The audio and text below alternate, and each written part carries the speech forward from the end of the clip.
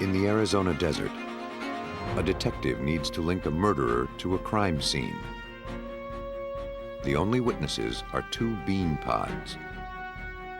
A grotesque murder on a quiet beach has police baffled.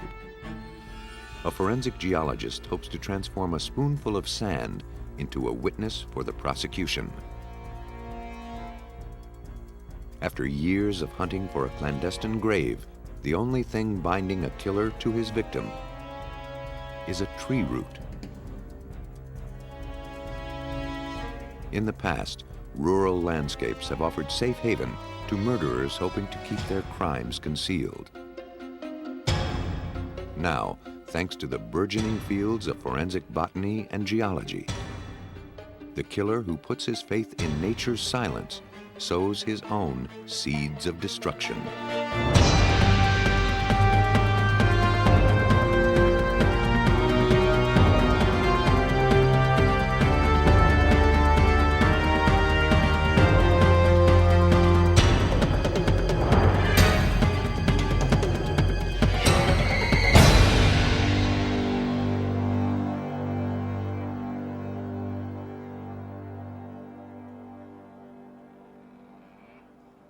The Sonoran Desert.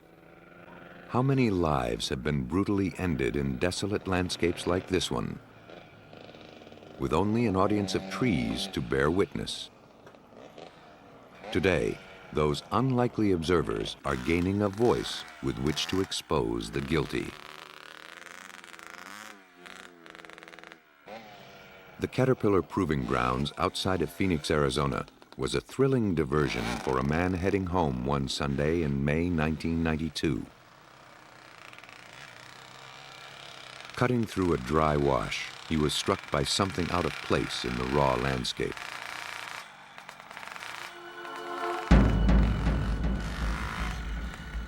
He moved in for a closer look.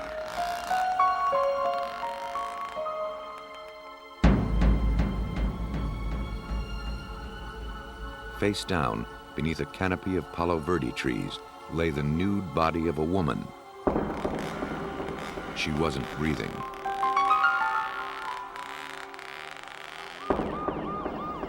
Officers from the Maricopa County Sheriff's Department arrived at the scene.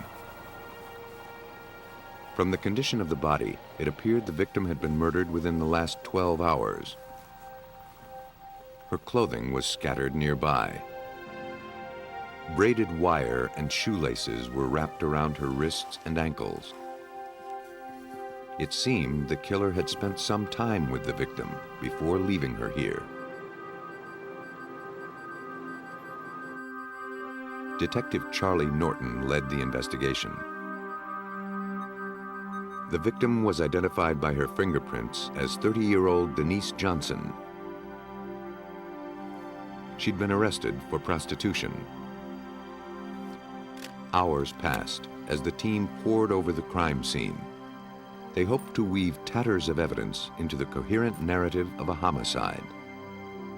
She had a white t-shirt, just an undershirt, was wrapped around her neck, and it looked like maybe she had been strangled. As the team examined the torn clothes for clues, a fundamental piece of the puzzle came like a plea from beyond the grave. The insistent beeping from a pager broke the silence of the desert.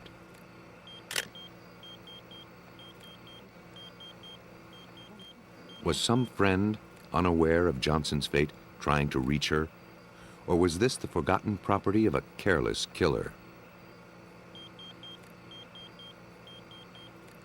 A court order was obtained and the pager company contacted.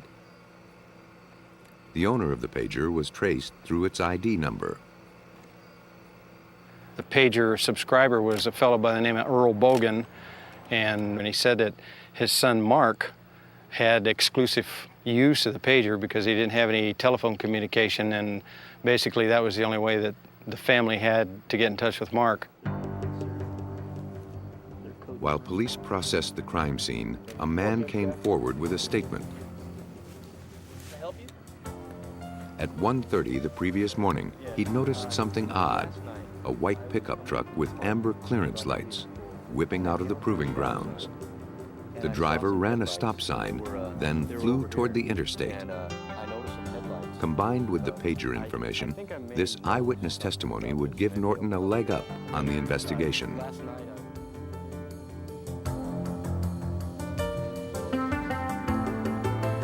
When Norton learned that Mark Bogan owned a white pickup truck with amber clearance lights, it seemed to him he found the killer. He would now have to prove it. Down this hallway. Bogan, accompanied by his wife Rebecca, agreed to be interviewed at the sheriff's department.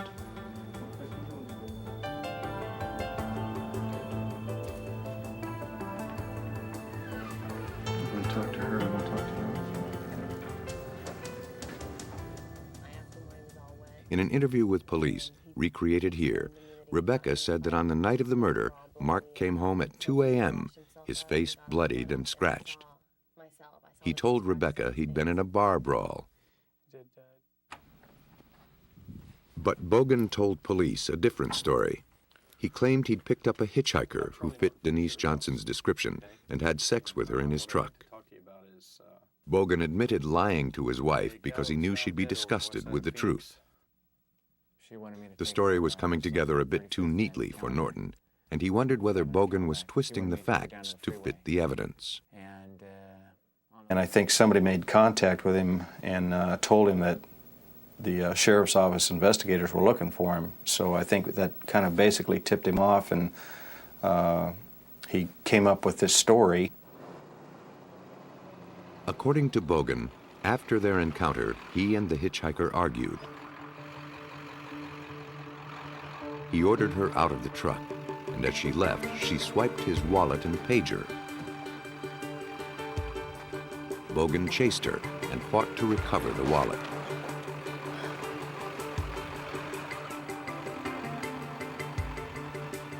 He claimed to have left Johnson on the side of the interstate, alive.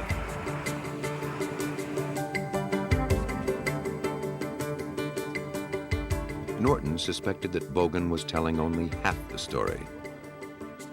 I suspect probably that what Mark told me when I interviewed him, as far as picking her up, having an argument and so forth like that, I suspect all that's probably true. But the part that he left out is where it happened and that he ended up killing her.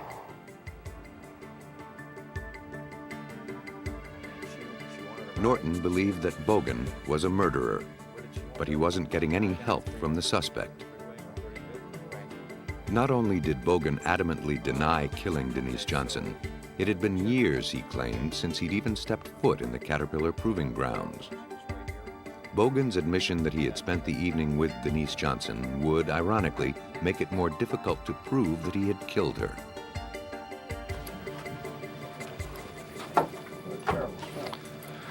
We got nothing on this guy. Everything that he's told us shuts down all of our whole case.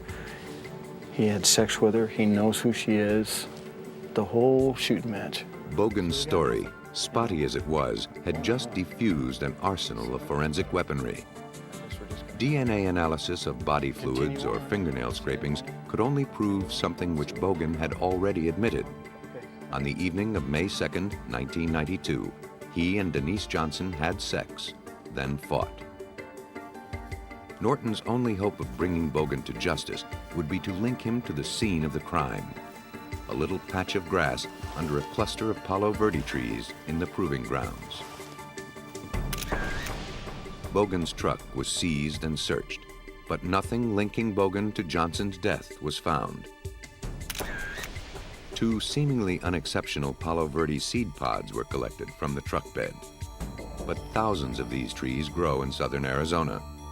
The pods could have come from anywhere. It hardly seemed like the kind of evidence that could tie a man to a murder. Struggling for a way to link Bogan to the crime scene, Detective Norton returned to the proving grounds. Then, inspiration struck.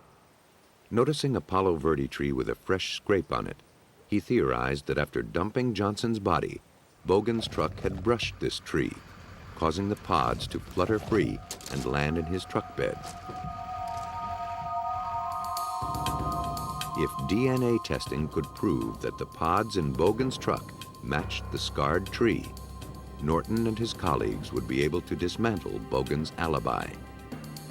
But there was a problem. The test they envisioned had never been done before. To catch a killer, Detective Norton approached Timothy Helenjaris, Associate Professor of Molecular Genetics at the University of Arizona. Norton wanted to determine whether there was enough variability in Palo Verde DNA to distinguish one tree from another. When I was contacted by the Sheriff's Department, they told me that they had some pods that were collected from the truck, and they thought they might have matched one of the trees at the site. They did remark that one of the trees had scrape marks, and so they had one particular tree in mind. So I asked them to collect pods from all the trees around the sites, but not to tell me which one was marked, and just to number them so it would be a blind study. Using a cutting-edge technique called RAPIDS for randomly amplified polymorphic DNA, Helenjaris rendered genetic profiles of sample trees and pods. The results were surprising. Palo Verde DNA appeared to be as complex as the human code. It seemed that individual trees could be easily distinguished from one another. Dr. Helenjaris first confirmed that the pods from Bogan's truck were from the same tree. He then compared that profile with DNA profiles from a lineup of 11 trees at the crime scene. When we then informed the Sheriff's Department of which numbered tree it was, it turned out to be the one that in fact had the scrape marks on it that they were suspicious of to start with. So we felt pretty confident with our result there. The noose was tightening around Mark Bogan's neck. He was arrested and a court date set. Armed with Helenjaris' findings, the prosecution was eager to confront the defendant with the silent testimony of a Palo Verde tree. But Bogan wasn't going down without a fight. To convict Mark Bogan of killing Denise Johnson, the prosecution hung their case on the admissibility of RAPIDS, a legally unproven procedure. DNA analysis of humans had only been deemed admissible in Arizona courts a few months earlier. Using plant DNA to prove murder would be a stretch, and yet the entire case hinged on it. Bogan's defense team hired its own expert, Paul Keim of Northern Arizona University, to refute Helenjaris' findings in a pretrial hearing. If Keim could cast doubt on the validity of Helenjaris' technique, Bogan would likely walk out of court a free man. So I think that the Bogan family hoped that my expert advice, expert opinion on the new DNA fingerprinting method that was being employed here would say that this was not a valid approach to forensic science and that this was not conclusive evidence that their son had been at the crime scene. Hey, Jim, though he was brought into the case as a hired gun for the defense, Dr. Keim's loyalty was to science and the responsible use of laboratory testing. His mistrust about RAPIDS was valid. Since its debut, the new technique had been known to give false readings if the extremely careful controls aren't maintained throughout testing.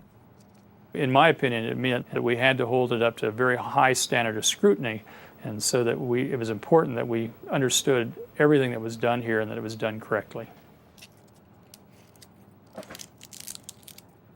When performed with extreme care, RAPIDS provides researchers with an amazing new tool: the ability to look at an organism's DNA without any prior information about that species' genetic composition.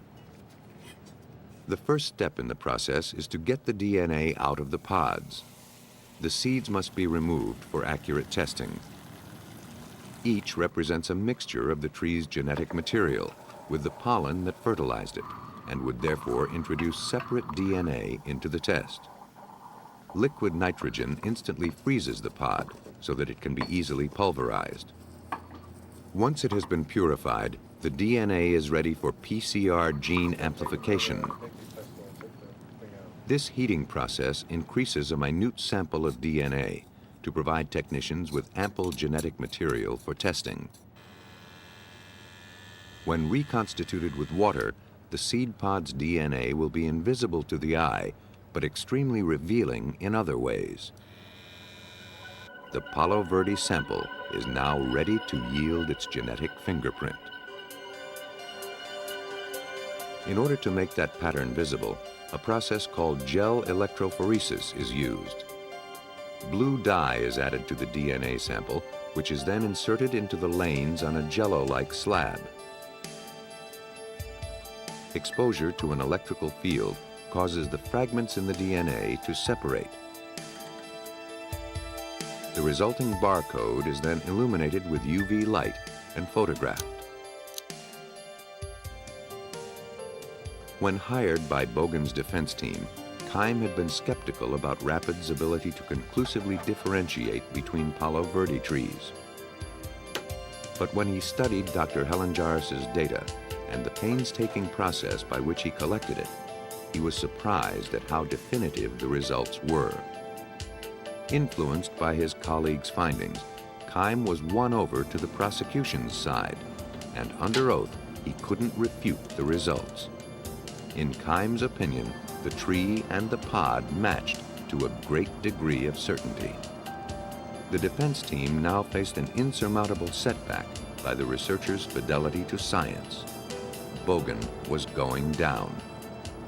When I examined the scientific evidence, the first thing that was most obvious to me is that the DNA from the pod that was found in Bogan's truck did in fact have exactly the same DNA fingerprint pattern as one of the trees where the body was found. Helenjaris and Keim had placed Mark Bogan at the crime scene. After he had killed Denise Johnson, Bogan backed his truck into a tree and shook loose the evidence that would later convict him. The unrefuted genetic findings decimated the foundation of Bogan's defense. Bogan was convicted of murder and sent to prison for life. Helenjaris's trailblazing research established botanical DNA profiling as an effective forensic tool, giving a voice to two tiny seed pods without whose testimony a murderer would still be walking among us. A world away from the Arizona desert, New England's coastline can be as desolate a place to die as the barren Sonora landscape. But like those seemingly inconsequential Palo Verde pods, grains of sand can be made to talk. On the morning of June 30th, 1994, a woman and her two nephews roamed Crescent Beach in Rhode Island. Buried treasure was the children's goal.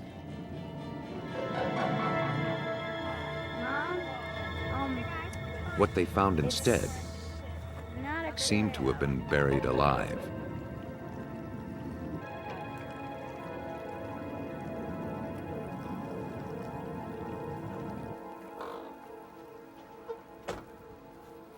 Detective Arthur Clark of the East Providence Police Department was called to investigate the buried woman at the beach. The scene was more reminiscent of a Stephen King novel than anything the veteran detective had seen in person. 2 feet beneath the surface lay a woman in a red satin cocktail dress. Her life had been ended by multiple blows to the head.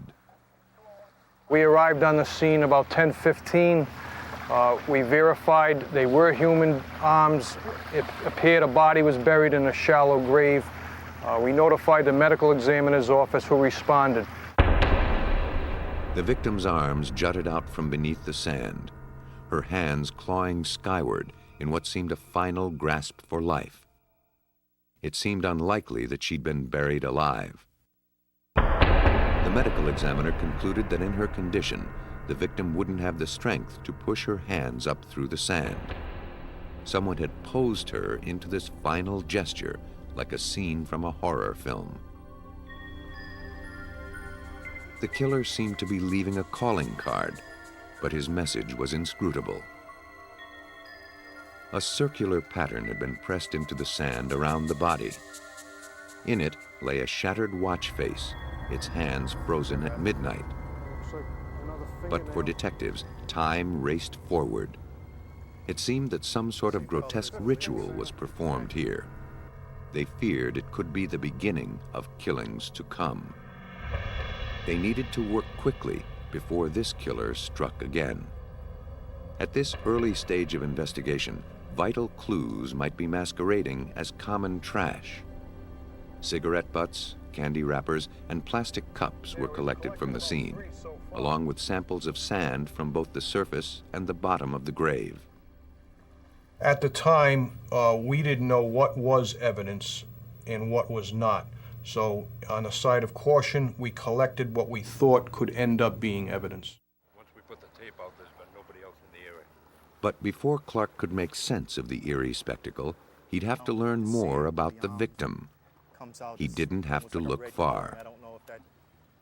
At around 8 o'clock that evening, a gentleman by the name of Christopher Hutter, who lived in Pawtucket, Rhode Island, called the Pawtucket police to report his wife missing. The missing woman was 30-year-old Kendra Hutter. From a photograph, Clark recognized her as the murder victim. According to her husband, Kendra and he had lived more like roommates than lovers. Beyond the facade of domestic contentment dwelt a loveless marriage, bound together by financial need and parental obligation. They agreed to date other people. Christopher Hutter told police that Kendra had a date the night she died. Police later learned she met him through a personal ad. The divorced white male described himself as a cheerful, attractive father. Hoping to add a dash of romance to her life, she contacted him and they arranged for a date. On the night of June 29th, Kendra scribbled the man's name and phone number for her husband. The card read, Gary. Detective Clark identified Gary as Gary Tassone, a truck driver who lived with his mother and brother in Cumberland. He told police that he'd had 3 dates with Kendra Hutter, but denied having been with her on the night of her murder. The personable Tassone did his best to help Clark, telling police that he knew Kendra and her husband were having marital trouble. He suggested that perhaps the disgruntled Christopher Hutter was the murderer. When Tassone told Clark he'd been to the beach where the body was found, Clark asked him to come to the station to continue questioning. After taking his first statement, there were several things that didn't jive. There were some inconsistencies in what he told us and what we had learned up until then. In an interview with police, recreated here, Tassone adamantly denied having been with Kendra Hutter the night of the murder. As the interview wore on, however, he revised his story. He admitted he'd been on a date with her that night, but dropped her off around 11 o'clock. But that contradicted what Kendra's husband reported. According to him, Kendra never made it home that night. As far as they could tell, Tassone was the last person to see the victim alive. The detectives pressed on. Detective Bilodeau and I spoke to him on and off for about 4 hours that evening. He never displayed any signs of emotion. He spoke very well. He was articulate, polite, cool, calm. He was not nervous at all. Pretty just matter of fact. Clark continued to question Tassone, and as the interview moved into its 5th grueling hour, Tassone finally offered up an account. He and Kendra had been building sand castles when a noise startled him, causing him to inadvertently strike her in the head. In a panic, he buried the body in the sand.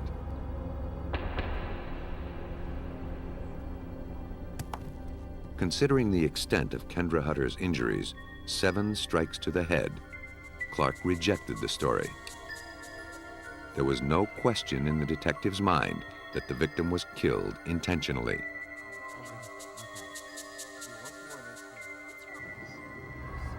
What is it? What's wrong? We don't know why she was murdered, but it was no accident.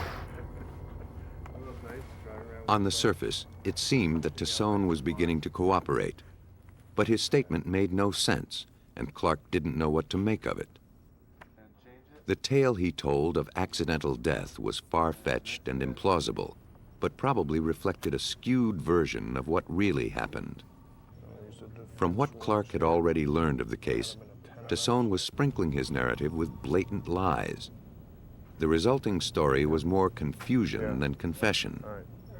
If only Clark could sift through the fantasy and get to the truth, he'd have the case sewn up.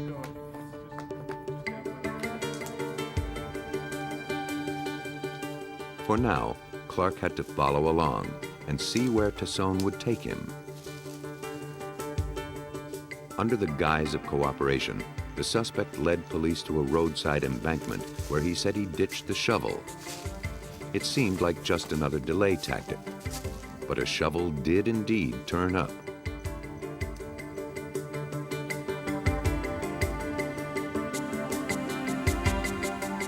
With this discovery, the evidence seemed to be stacked on Clark's side. He had a murder victim buried in a ritualistic fashion. He had the alleged murder weapon. He had a suspect who could link the two together. But Clark only had Tassone's unlikely story to place him at the crime scene.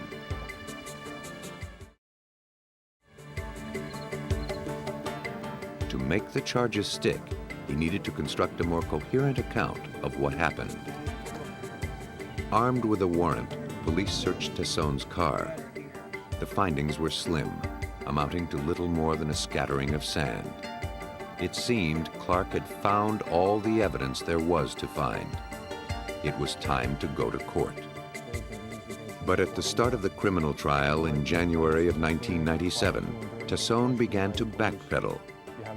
Claiming to have been coerced into confession in exchange for immunity, Tassone recanted his story and explained away the sand in his trunk as having come from an evening with another woman at the beach. The shovel, he said, was just a shovel. Police couldn't disprove it. Suddenly, Detective Clark found the tide was turning against him. Without Gary Tassone's confession, Detective Clark and the Rhode Island police had to treat the case as if they'd never had a confession at all. To link Tassone to the crime scene, Clark needed solid evidence, but all he had was a handful of sand.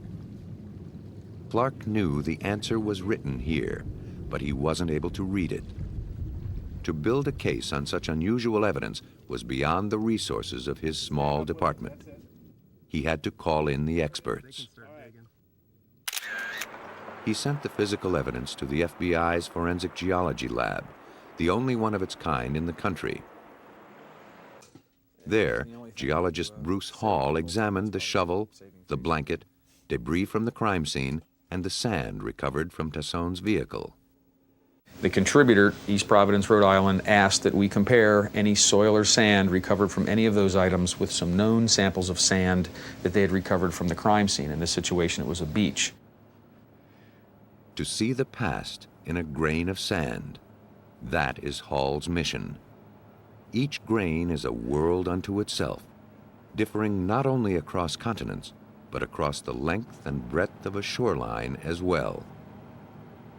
Every child knows that sand on the surface of a beach is different from sand below. But what few criminals realize is that these differences can be measured and compared. We have known soil samples from the grave. We have some, because it is a grave, we're dealing in 3 dimensions. We have some that were taken a number of different locations on the surface of the earth. As now we have a profile, if you will. We've got a hole in the ground that may be 1, 2, 3 foot deep. We have a number of samples now from various depths.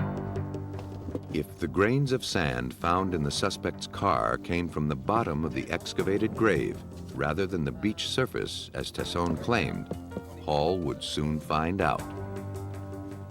To catch Tassone, Hall concentrated on the sand samples taken from the bottom of the victim's grave. If sand on any of Tassone's possessions matched it, Clark would have his case. Geologic examination takes a three-pronged approach. Samples are compared according to color, texture, and composition. The analysis begins with a careful look at color. This first test requires no sophisticated equipment, but it's essential for ruling out samples that would have no bearing on Tassone's case. We view these under a number of different lighting conditions, daylight, again, fluorescent light, incandescent light, and compare their color. This soil representing soil recovered from the shovel, dissimilar to that collected from the beach. The blanket, again, at arm's length, we can see there's a color difference. This soil did not originate from the same source as the known soil. However, when we take a look at the soil from a vehicle, they're strikingly similar with respect to color. The color comparison demonstrated that, judging from the sand grain evidence, the shovel may not have been involved in the crime. Or Tassone may have used it elsewhere before ditching it. It seemed like just another red herring Tassone threw out to get police off his scent. Tassone won that battle, but not the war. The sand from his car matched the color of the sand collected from the bottom of the grave. Hall moved on to phase 2 with this sample, analyzing texture. The sand is rinsed with water and exposed to ultrasonic waves, which vibrate off any silt or clay clinging to the sample. The sample is dried and placed under a stereo microscope. Now, Hall looks at the size and texture of the grains. A well-sorted sample consists of same-sized grains, like table salt, whereas a poorly sorted sample contains a variety of sizes, like a can of mixed nuts. Hall also looks at the shapes of the individual grains. Are they round, angular, or oval, for example? In the sand from Tassone's car, the grains were mixed consistently. The sample was said to be well-sorted and made up of well-rounded grains. So was the sample taken from the bottom of the grave. The walls were closing in on Gary Tassone, but Hall still had one more test to perform. He examined the soil samples under a polarized light microscope to determine their mineral composition. Different minerals have different optical properties when exposed to polarized light.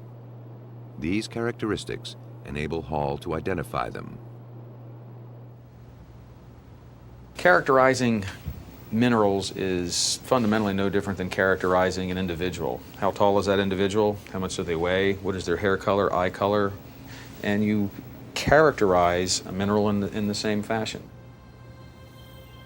The sample from Tassone's trunk was composed predominantly of quartz, with a small amount of the mineral feldspar. When he looked at the sand from the bottom of Kendra Hutter's grave under the same conditions, he found the samples matched. Bruce Hall had now proven that Gary Tassone was in fact with Kendra Hutter on the beach the night she died. And, more than that, he proved that Tassone buried her body. Based largely on the strength of Bruce Hall's forensic evidence, the jury found Gary Tassone guilty of first-degree murder.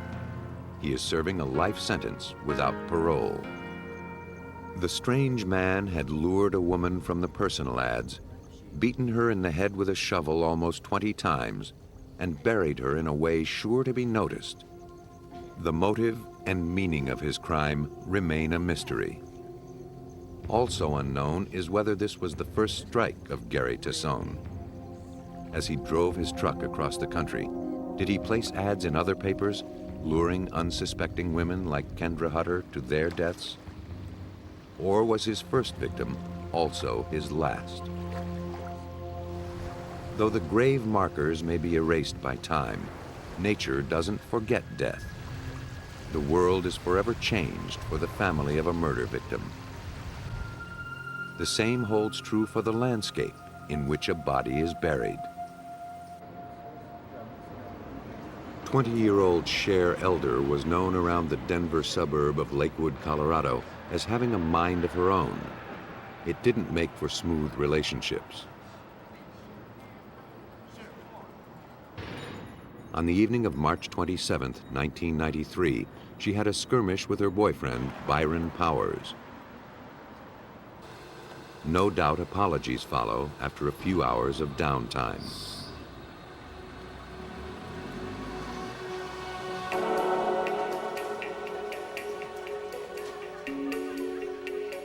To blow off some steam, Cher caught a ride to Central City, a seedy gambling town 1 hour's drive into the Rockies. Her escort, an older man, was good company, and her moodiness lifted as the night wore on. At 1:40 the next morning, Cher and her companion left the casino. She would soon join the ranks of the missing. Days passed with no sign of Cher. Her frantic father reported her missing to the Lakewood Police Department. Detective Scott Richardson was assigned to the case. Missing person cases are a tricky call. Richardson didn't want to throw his department's resources behind a massive search, only to find that the time and energy had been misspent on a girl who'd left town to cool off. It's a tough investigation. How involved do you want to get on a missing person case, and how complex do you want to make a missing person case to find out they're laying out on the beach in Maui somewhere? Richardson had a bad feeling, however, that Cher wasn't on vacation. His first objective was to identify the man with whom she'd last been seen. A surveillance camera at the casino had captured his image. We did not know who that male was, and that was the last time she was seen alive. A friend of hers had seen her in the casino with this male. The man was identified as Thomas Luther, an acquaintance of Cher's boyfriend, Byron Powers. Cher had been introduced to the older man shortly before her unlucky gambling trip to Central City. The more he learned about Thomas Luther, the more Richardson sensed that he was no longer looking for a missing person. He was now looking for a body. In Thomas Luther, Cher had picked the wrong shoulder to cry on. A known sex offender, Luther was fresh off a 10-year prison sentence for attacking and raping a young woman. He had bragged in jail that when he got out, the police wouldn't find the next woman he killed. This time, he'd be sure to bury the body where it would never be found. Richardson set out to foil that plan. Our focus of the case at that time was to try to find the body of Cher Elder for two reasons. We needed it for prosecution and the family. Richardson questioned Luther, who claimed that after leaving the casino, he dropped Elder off at her boyfriend's house. Luther's car was seized and searched for evidence, but nothing suggesting murder was found. For weeks, Richardson pressed on. Though he had very little hard evidence, knowing that this girl's body was out there somewhere kept the detective searching.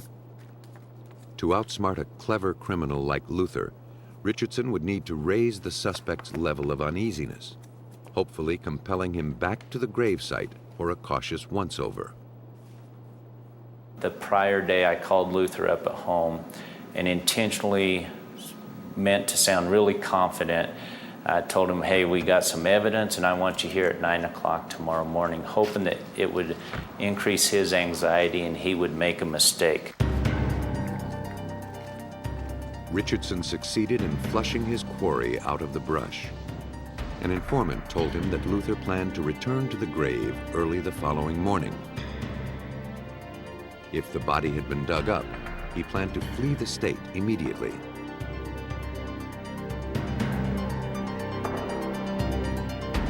Meanwhile, undercover officers cast a wide net over the metropolitan Denver area, tailing Luther's acquaintances and scouting major roads. The morning of his meeting with Richardson, police observed a man in a car parked beside the road. Soon, police saw Luther emerge from the woods and get into the car.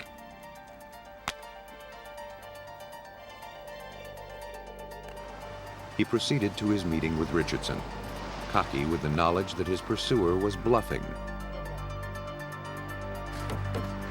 Without a body, Richardson couldn't hold Luther. He was bound by law to release him and his car.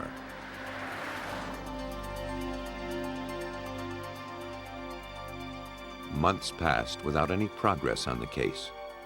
Meantime, the prime suspect moved out of state.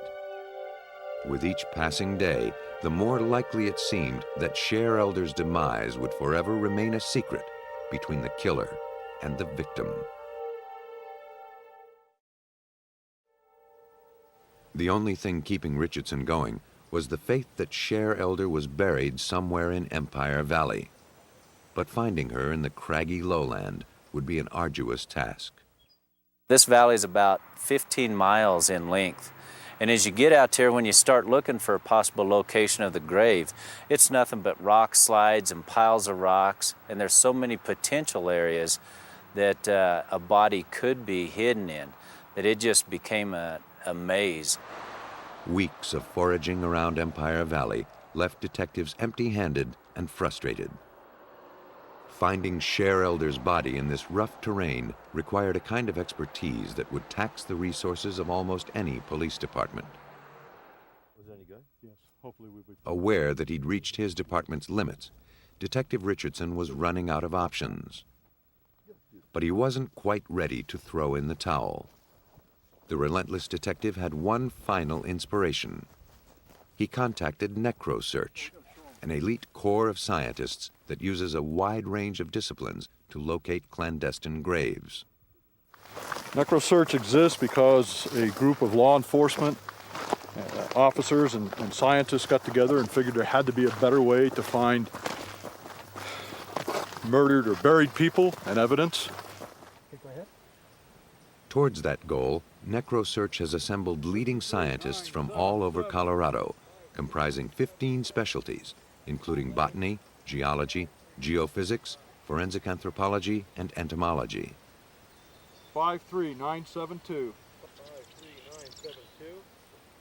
The fundamental premise of NecroSearch is that buried bodies change the ecosystem around them forever. The soil above a grave may sag under rain or snow. Specific vegetation may flourish on the decomposing body.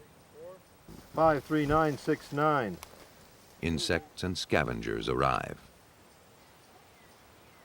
This is a case of a lifetime. This took everything that we had, everything that we could use of other sources from other agencies. That's why NecroSearch was requested to come in and assist. It was real simple. We're a largely populated community here. We're in the metro Denver area. We don't have expertise in going out looking for graves. We don't have very many graves dug in the city. So far, the all-volunteer NecroSearch team has participated in over 100 cases in 30 states and 7 countries. The group convenes monthly to review potential cases. For most petitioners, like Detective Richardson, NecroSearch represents a final glimmer of hope. I was asked by NecroSearch to come to their meeting and present the case to see if it was something that NecroSearch could assist me in. And so the case presentation was made to NecroSearch at that time. And boy, they asked me questions that I'd never thought of, such as what color was the dirt on Luther's pants when he came to get his car, because that may indicate he crawled out of a mine shaft or he may have been in a sand pit. And it was pretty apparent right then that when I contacted NecroSearch, these are the people that can help me because they have the experience in trying to locate a grave. The rocky terrain hampered the endeavor, making disturbances in the soil difficult to spot. The team probed the earth for clues undetectable to the human eye. On the geology side, we're looking for disturbances in the layering. And everything is layered. You wouldn't think so, but you come out here, you dig down a few feet, you'll find various layers within the rock, or within the soil, and we're looking to see where that's been disturbed. Ground sweeps, aerial searches, and infrared analysis ruled out many potential grave sites. But still, as the months passed, no body was found. It seemed like Thomas Luther's boast about outsmarting police was coming true. In late January of 1995, a tip led Detective Richardson and NecroSearch to a steep, piney slope off the highway. Rocks covered most of the area. A grave could be disguised anywhere. NecroSearch did some preliminary testing of the location, but were shut down because of weather. It was now nearly 2 years after Cher's disappearance.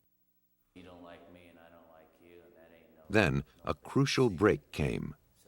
Byron Powers, Cher's boyfriend, landed in prison for assault.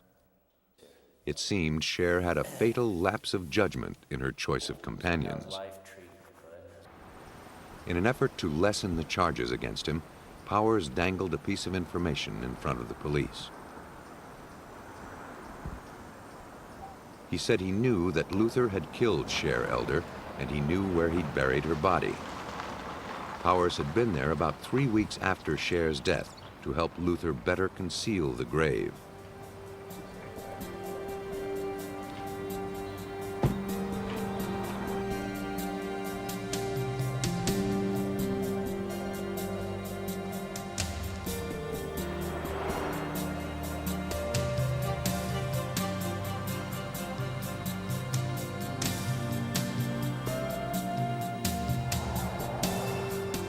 Powers directed Richardson right past the point where the NecroSearch team had given up.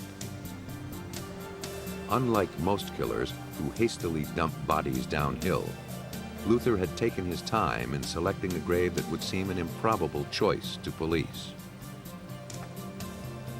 What we ultimately learned is that Thomas Luther carried the body of Cher Elder straight up a hillside by a rock slide and went uphill, which is uncommon.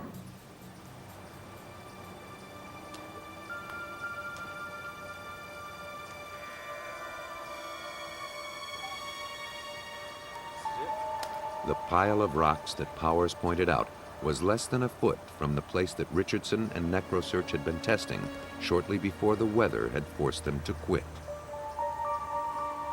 We were 2 inches from the body of Cher Elder when we quit digging the first time.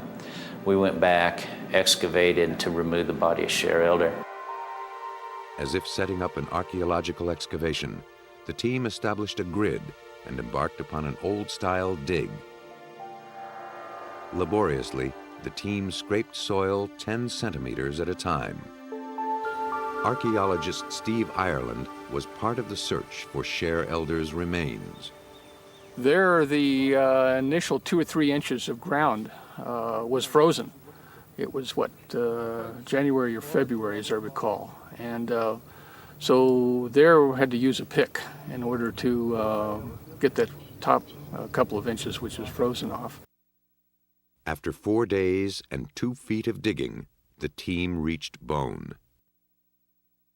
Excavated with fine hand tools like whisk brooms, toothbrushes, and bamboo sticks, the remains of a body finally took shape in the frozen soil.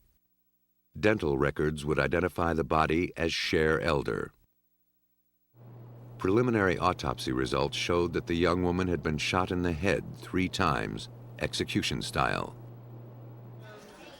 This discovery might have been enough evidence to convince a jury that Luther had killed Elder. But prosecutors would have a much better chance if they knew the time of death. If the body had been buried at least 2 years ago, a time when Cher was known to have been with Luther, the charge of murder would be much easier to prove in court. The team's careful excavation uncovered a clump of plant roots growing into the victim's soft flesh. NecroSearch called in botanist Vicki Trammell to extract and preserve them. Could she determine the time of burial from this botanical evidence? When digging is done and roots are cut, this stimulates growth of new roots into the fresh backfill dirt. So the idea was that these roots ought to be about the same general age as the grave. In order to determine the age of the new growth, the roots were sent to a lab where they were cut crosswise and stained, highlighting the characteristics of the cells. Most woody species of trees, like the pines and firs that forested the area near the victim's grave, form their roots in the same way, and the new roots have a particular pattern of cells that can be recognized under the microscope. Most of the differences involve the xylem, which is the water-conducting tissue in the plant. And what I'm seeing is the water-conducting tissue kind of in a triangle. And it's the triangle shape that tells me that that is a very young root, about a first-year root. Another year's growth sees a significant change in the cells.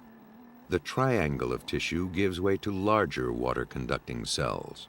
This tells me it's a secondary root. From their cellular structure, Trammell estimated the roots to be 2 years old. Her findings sealed the case against Thomas Luther, proving the grave was dug at a time after he was released from jail and known to be with the victim. In the end, a jury was convinced that Thomas Luther killed Cher Elder. He was sentenced to 48 years in prison with no chance of parole. Thanks to the tireless pursuit of Scott Richardson and the cutting-edge forensics of the NecroSearch team, the odyssey had finally come to an end. I myself don't believe in what they call closure. I believe if you lose a loved one, that you will feel that loss for the rest of your life. But at least if they know what happened, they possibly can get on with their life in some way. After the case ended, NecroSearch paid Detective Richardson the ultimate honor and inducted him into their selective ranks. Without his determination, Cher Elder would still be hidden in a desolate grave. The Earth is an impartial eyewitness to murder. But forensic botany and geology are finding ways to gather its testimony. Crimes considered unsolvable a few years earlier are now being won on the basis of roots, seeds, and sand. The landscape has become grounds for conviction, but we've only begun to scratch the surface.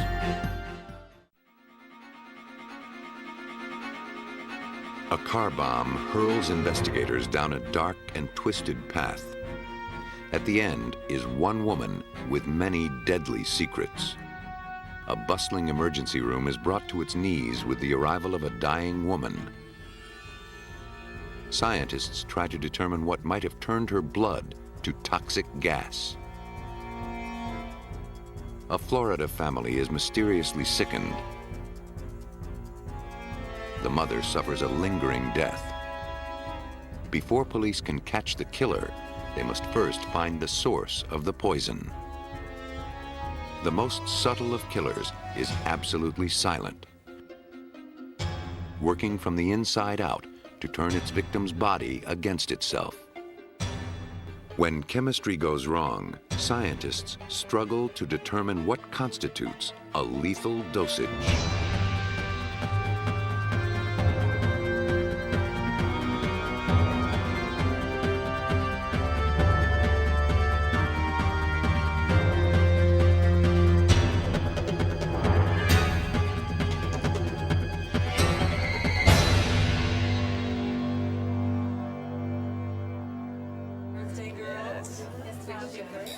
June 28, 1983, began as a night of celebration.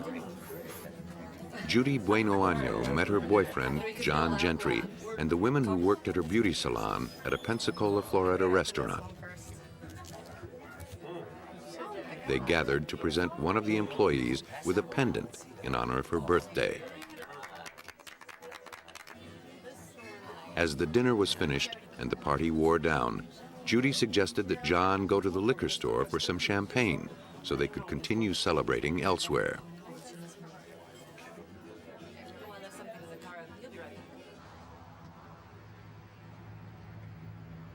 As night fell, the streets grew quiet. But the silence would be shattered in an instant.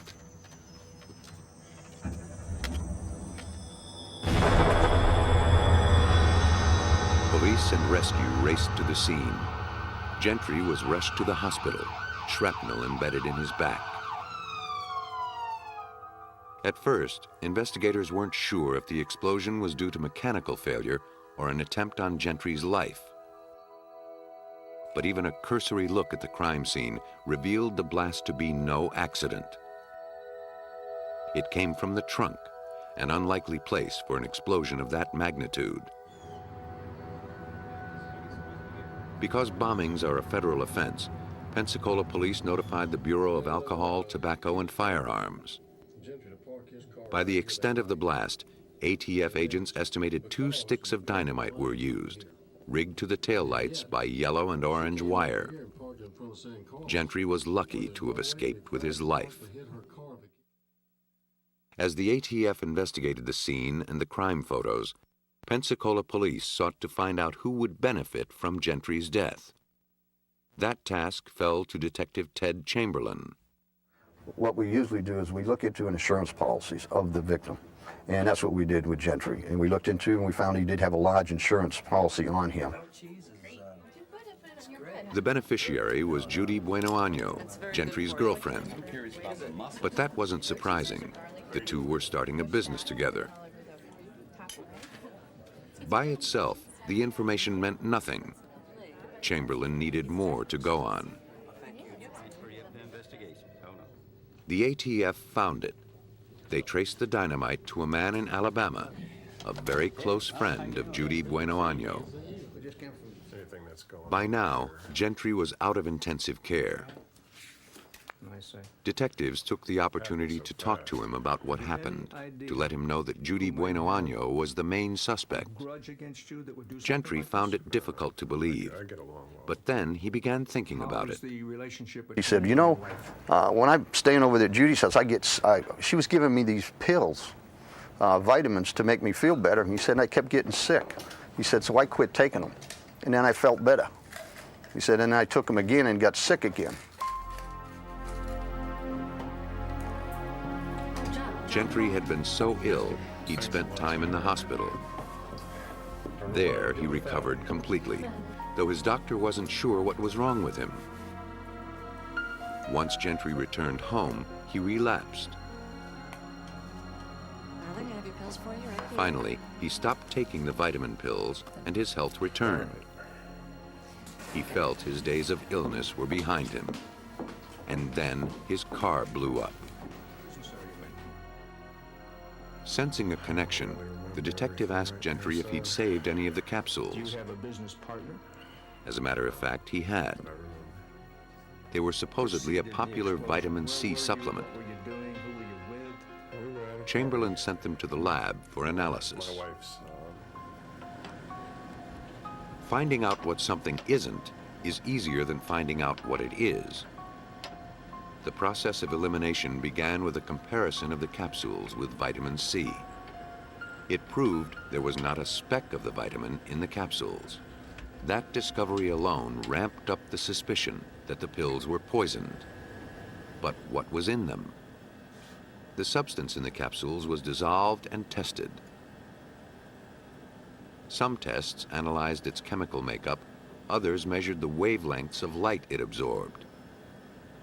By comparing these results with a database of chemicals, the compound was identified.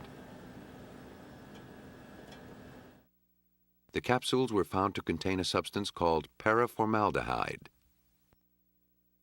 It has no known medical use. In fact, it's considered a Class 3 poison, which means it's moderately toxic. John Trestrail of the Blodgett Poison Control Center is a poisoning expert.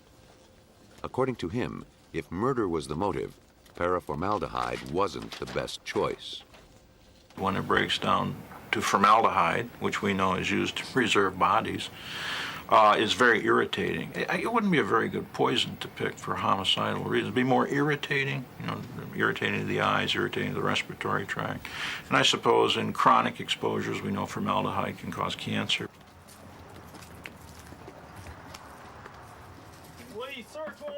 Gentry's story, bolstered by the tampered pills and the explosion, gave Chamberlain ample grounds to obtain search warrants for Bueno Año's home and beauty salon.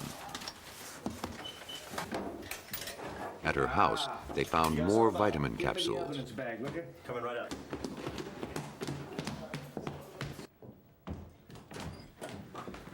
Okay. I'll check the closet. Yeah, I had something like that when I was a kid. The basket. Oh, I got something. In her son's closet, they found wire that resembled the wire used to blow up the car. This. Got a wire here. My gloves. So we sent that off to the lab, and they sent us back pictures of the wire and the color coding and striations of the wire. One taken from the piece of the bomb that was gone, and the one from the boy's room, and you put them together, it was just like matching up ballistics on bullets. I mean, they looked exactly alike, and that was real good evidence.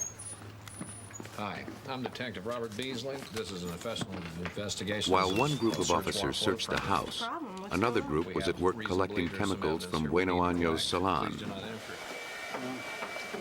I'm not sure either, but let's back. For Judy Bueno Año, paraformaldehyde would be a poison of opportunity. Be careful with it. Don't. The chemical is used in beauty salons as a disinfectant.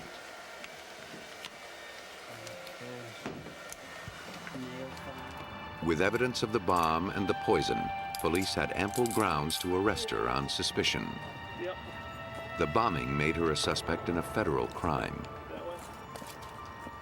The ATF's jurisdiction stretched beyond Florida to all 50 states. Having failed at both poisoning and blowing up her lover, Bueno Año seemed like a two-time loser. But as investigators checked her background, they began to suspect that she may have just been in a slump.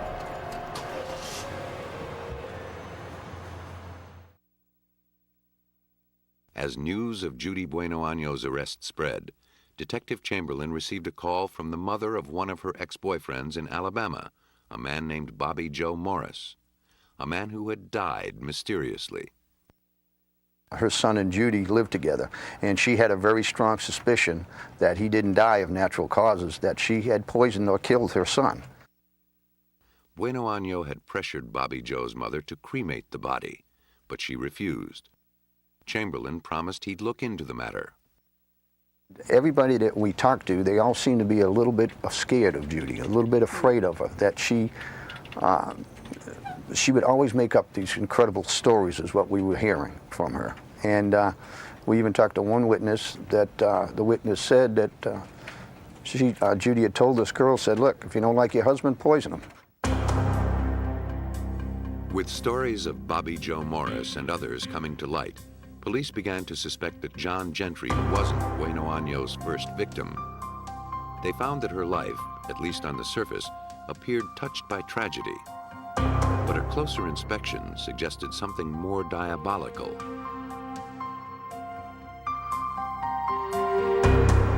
Judy lost her husband, James Goodyear, in 1971. 3 months after he returned from Vietnam, he lapsed into delirium and died. What a great day for a stakeout. After his death, Judy changed her name from Judy Goodyear to Judy Bueno Año, the Spanish translation of her husband's surname. The deeper Chamberlain dug, the darker Judy's past became. Bodies were beginning to tumble out of her closet. You'd open up one door and go in, and it would lead to about 5 or 6 more doors. That was the problem with her. You know, it didn't look like it was ever going to stop. You know, we kept finding bodies everywhere. One of those bodies was her own son, Michael Goodyear. He joined the Army in 1979. Shortly after visiting his mother while on leave, he became ill. Tests showed exposure to arsenic. Because his job involved working with the substance, it was assumed that he'd inadvertently ingested some. He soon began to lose the use of his arms and legs, and he was discharged. His first day home, Judy and her youngest son took Michael on a canoe trip near their home. Despite the fact that Michael wore heavy braces, he had no life jacket. In the middle of the lake, the boat capsized and Michael drowned. Back then, it seemed like a tragic, if stupid, accident. But now, Chamberlain wasn't so certain. Too many men in Judy Bueno Año's life had come to an untimely end. A sinister pattern was taking shape. While Judy awaited her day in court for the attempted murder of John Gentry, Chamberlain gathered evidence of homicide she may have gotten away with, at least so far. He learned that Judy's husband, James Goodyear, showed symptoms consistent with any number of illnesses, among them arsenic poisoning. If he was poisoned, the evidence was buried with him. 12 years after his death, his body was ordered exhumed to look for proof. And when you exhume a body looking for one of the heavy metals like lead, thallium, arsenic, antimony, these are all elements. Elements have been around since the solar system was created. They're just as detectable today as they were 250 million years ago and 250 million years down the road from now. So when you talk about digging up a body looking for arsenic, if it was in that body when it went in the ground, it's going to be in that body until it disintegrates. Goodyear had been autopsied at the time of his death, but the medical examiner wasn't looking for poison, so he didn't find any. Almost anything can be poisonous if enough is swallowed, so no single test can be used to detect all poisons. The analyst must be guided by his knowledge of the symptoms so he can narrow the field and test for specific poisons. Arsenic tends to concentrate in the heart, liver, lungs, and kidneys. Samples of each were tested for the toxin. Arsenic can take down a person in an hour or a year, depending on how much he ingests. A single large dose kills quicker than small doses over a longer time. A faster death means the poison would have less time to damage organs. Goodyear's lingering death suggested cumulative long-term poisoning. The ravaged condition of his organs bore that out. The diagnosis was crucial and incriminating because it made accidental poisoning less likely. Since James and Judy Goodyear lived in the same house, it seemed reasonable that they'd both be exposed to arsenic if the hazard were present. But Judy never showed any symptoms. Next, the medical examiner set out to determine how much arsenic was present in Goodyear's system. The victim's hair and nails provided a handy yardstick. A complete fingernail was removed from the nail bed and dissolved in acid. The resulting solution was put in an instrument called an atomic absorption spectrometer that determines the concentration of arsenic in the sample.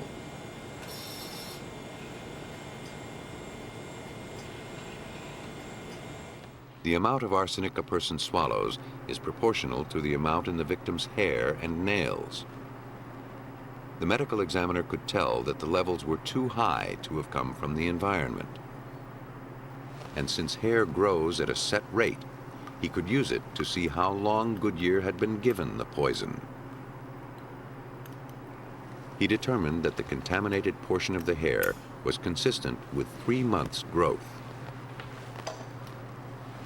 James Goodyear had been home from the Navy 3 months before he died. The evidence suggested that Judy had wasted no time doing away with her husband. Shortly after James Goodyear's autopsy, Judy's boyfriend and second suspected victim, Bobby Joe Morris, was exhumed. His hair and nails contained enough arsenic to kill 11 men. It appeared that over a 12-year period, Judy Bueno Año managed to fatally poison 2 men and poison and drown a third. Other men in her life had also met mysterious ends, but she was never prosecuted for their deaths. The motive in every case was insurance money. Ironically, it was the one who got away, John Gentry, that ultimately exposed her deadly game. Her botched attempt to poison him forced her to resort to using a bomb. On the surface, the choice may seem bizarre, but to poison expert John Trestrail, the difference between bombs and poisons is only a matter of degree. I personally believe there's a great similarity between the psychological profile of a bomber and a poisoner. Because what is a poison other than a chemical bomb? It doesn't make any noise. The effect is the same. You blow up the victim. Poisoning is more subtle and may at first go undetected. But there's no statute of limitations on murder, and poison leaves its traces for a very long time. One clue is all it takes to expose the truth. And of course, every poisoner looks for the perfect poison that's undetectable. And my answer is, what would you call it? If it's got a name, don't you have to see something to name it? And if you see it, is it not detectable? So there is no perfect, non-detectable poison.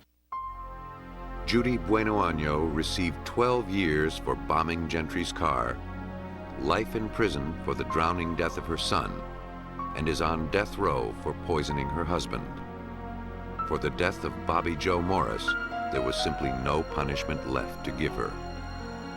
She is one of only 48 women ever sentenced to death in the United States.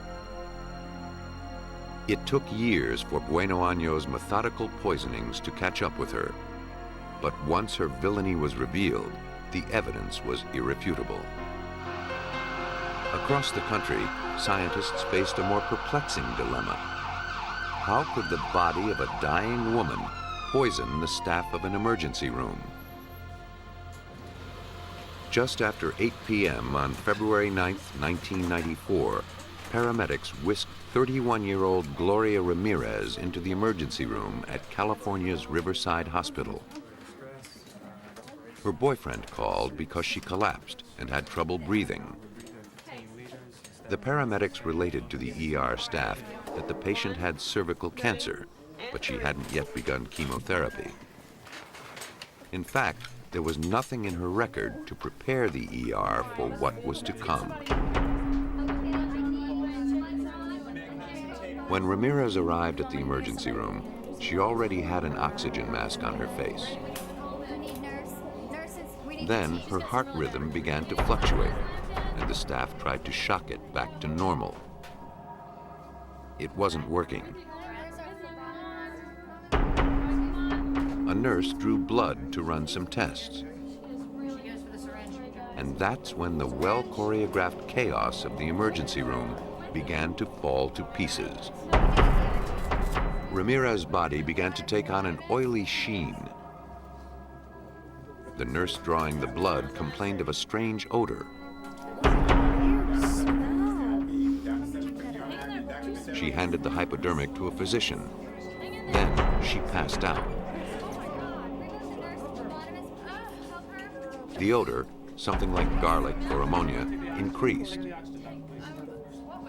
Beige crystals were noticed in the blood sample. Suddenly, another nurse fell.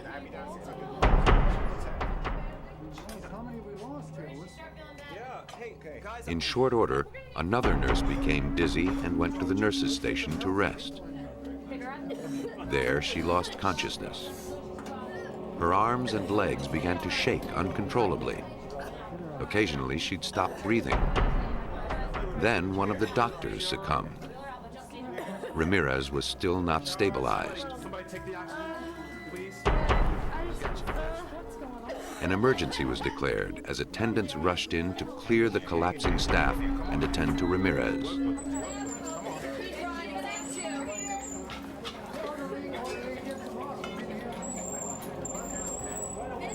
As the emergency room was evacuated, gurneys were wheeled into the parking lot.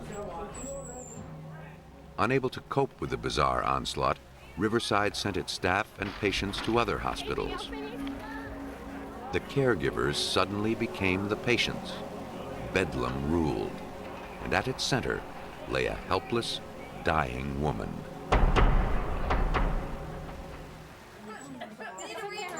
Within 15 minutes of contact with Gloria Ramirez, 27 of the 37 staff members at Riverside Hospital suffered strange symptoms.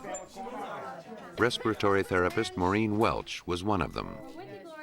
After I awoke, outside was very sick. Uncontrollable tremors, nausea, retching, difficulty breathing.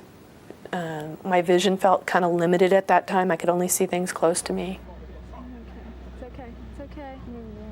There was simply no explaining what could have caused the symptoms. Many of those affected recovered quickly. Others spent weeks in the hospital. Within 35 minutes of Ramirez's arrival at the hospital, she was pronounced dead. The crisis had passed, but the mystery deepened. 35.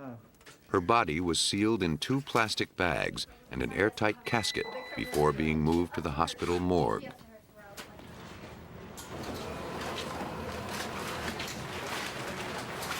To find the cause of the catastrophe, the Riverside Hazardous Materials, or HAZMAT team, arrived suited for battle.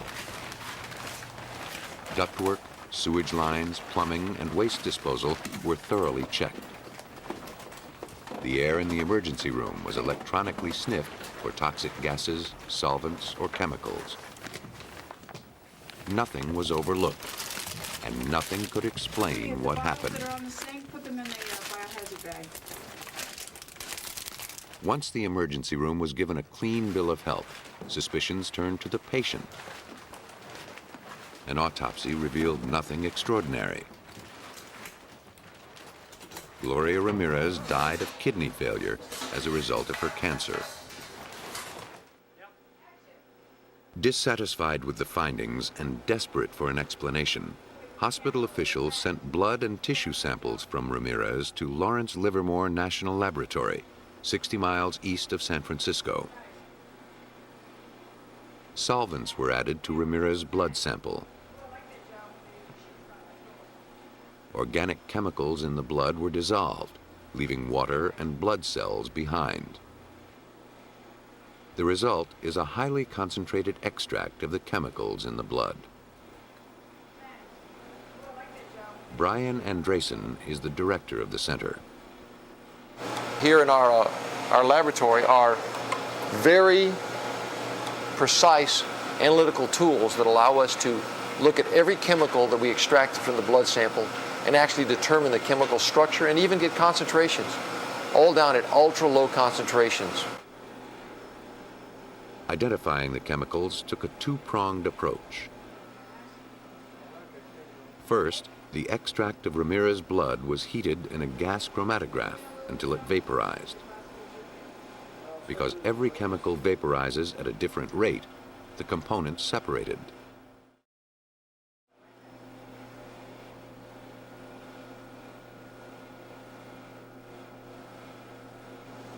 The spectrometer then identified each chemical by reading the patterns of light they emitted.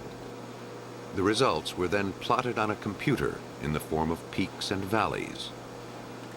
What would Ramirez's blood reveal?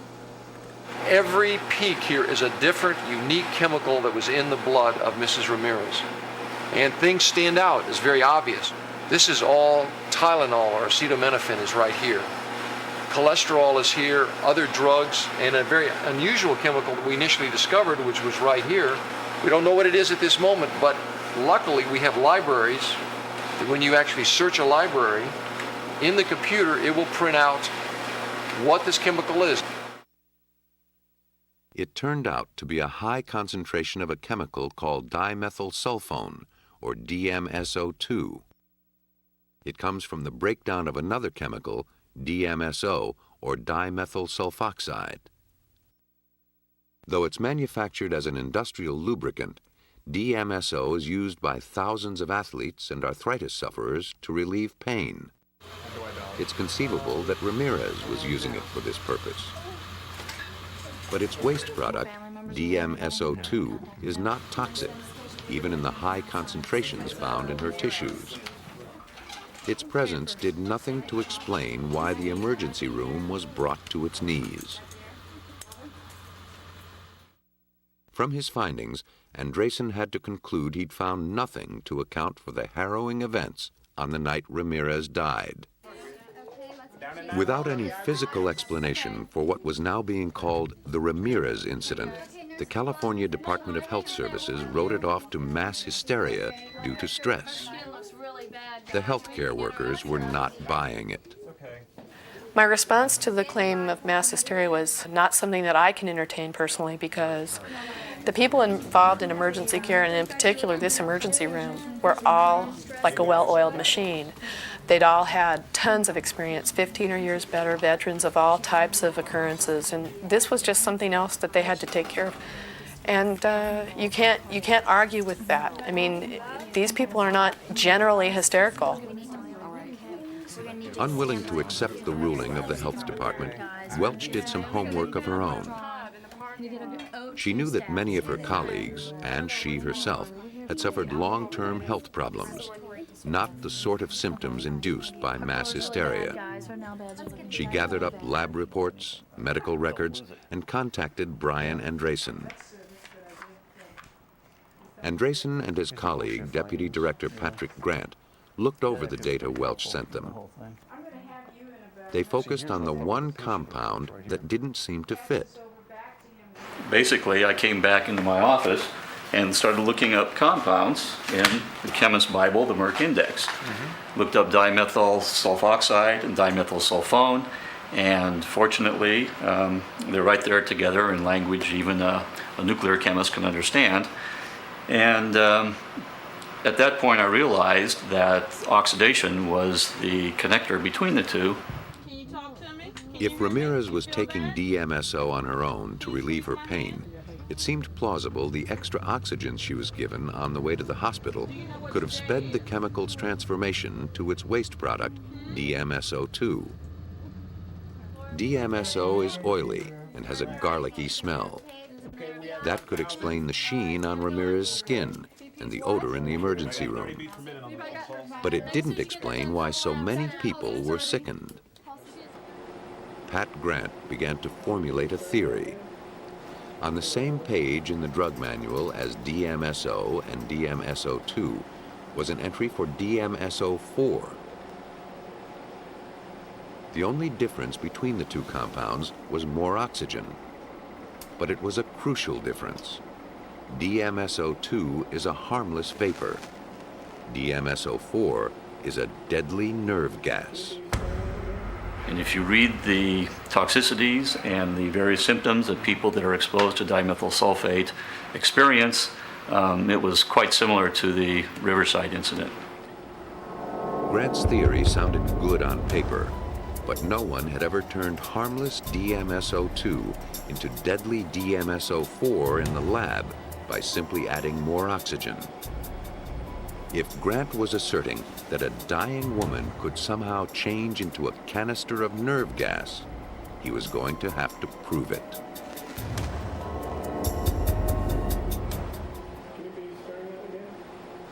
The scientists at Lawrence Livermore National Laboratory had a daunting task ahead of them. To see if DMSO2 could turn into its deadly cousin, DMSO4, in the emergency room, they had to replicate the conditions during the last few minutes of Gloria Ramirez's life. The work was assigned to analytical chemist Rich Whipple. The first obstacle was the nature of the two substances. While harmless DMSO2 dissolves in blood, deadly DMSO4 doesn't. So how could the compound be in Ramirez's veins? The answer is, it couldn't. Our belief is that she had DMSO2 in the blood, and then when it was withdrawn from her system, it was then converted to DMSO4. The chemical event, if it happened at all, happened in the syringe. Using a substitute for human blood, Whipple performed an experiment to show how a change in temperature could change the form of the chemical. At body temperature, DMSO2 stays dissolved in the solution. But cooled to room temperature, it forms crystals. Crystals like the ones witnessed by some of the emergency room staff.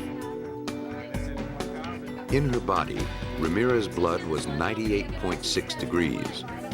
But the portion drawn into the syringe was immediately cooled to around 64 degrees, the temperature of the emergency room. The drastic temperature change may have caused the DMSO2 crystals to separate out. Everything about the theory seemed to be holding together except one crucial point. Whipple didn't manage to produce any detectable DMSO4. But lab tests can never perfectly replicate a real-life situation. In the emergency room, only the slightest amount of DMSO4 would have been needed to sicken all those staffers. 1/10 of a gram of the substance can be lethal. In smaller doses, DMSO4 can cause long-term nerve damage and other lingering health problems. A year or more after the Ramirez incident, some of the staffers in the emergency room still had symptoms. Grant believes this is further evidence in favor of a chemical explanation, not mass hysteria or some other psychological cause. In comparison to the other theories that were out there before we proposed our chemical theory, I would believe it over mass hysteria of an experienced emergency room staff. Though Grant's findings are generally accepted, many scientists await further proof before they're convinced. Until the mechanism for the deadly transformation is fully understood, there remains a slim chance that the Ramirez incident could happen again. The events in Riverside's emergency room highlight how toxic hazards can come from the least likely sources. That's a fact poisoners use to their advantage. Since anything can be a poison, the killer can hide his weapon in plain sight. At 7 a.m., October 23, 1988, Peggy Carr arrived at a restaurant in Alturas, Florida, where she worked as a waitress. As she waited for her shift to start, she began to feel ill. Soon, her legs started to burn, and pain racked her chest. She thought she was having a heart attack. One of the regulars, a former Army medic, checked her pulse and reassured her that whatever was ailing her, it wasn't her heart. But the pain continued to grow. Peggy was sent home to rest. The pain was unrelenting, and Peggy's family sent her to the hospital.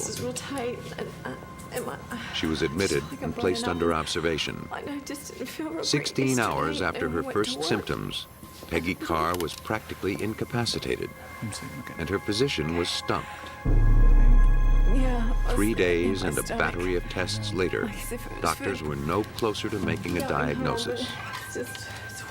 Then, just as mysteriously as they had begun, Peggy's symptoms began to fade.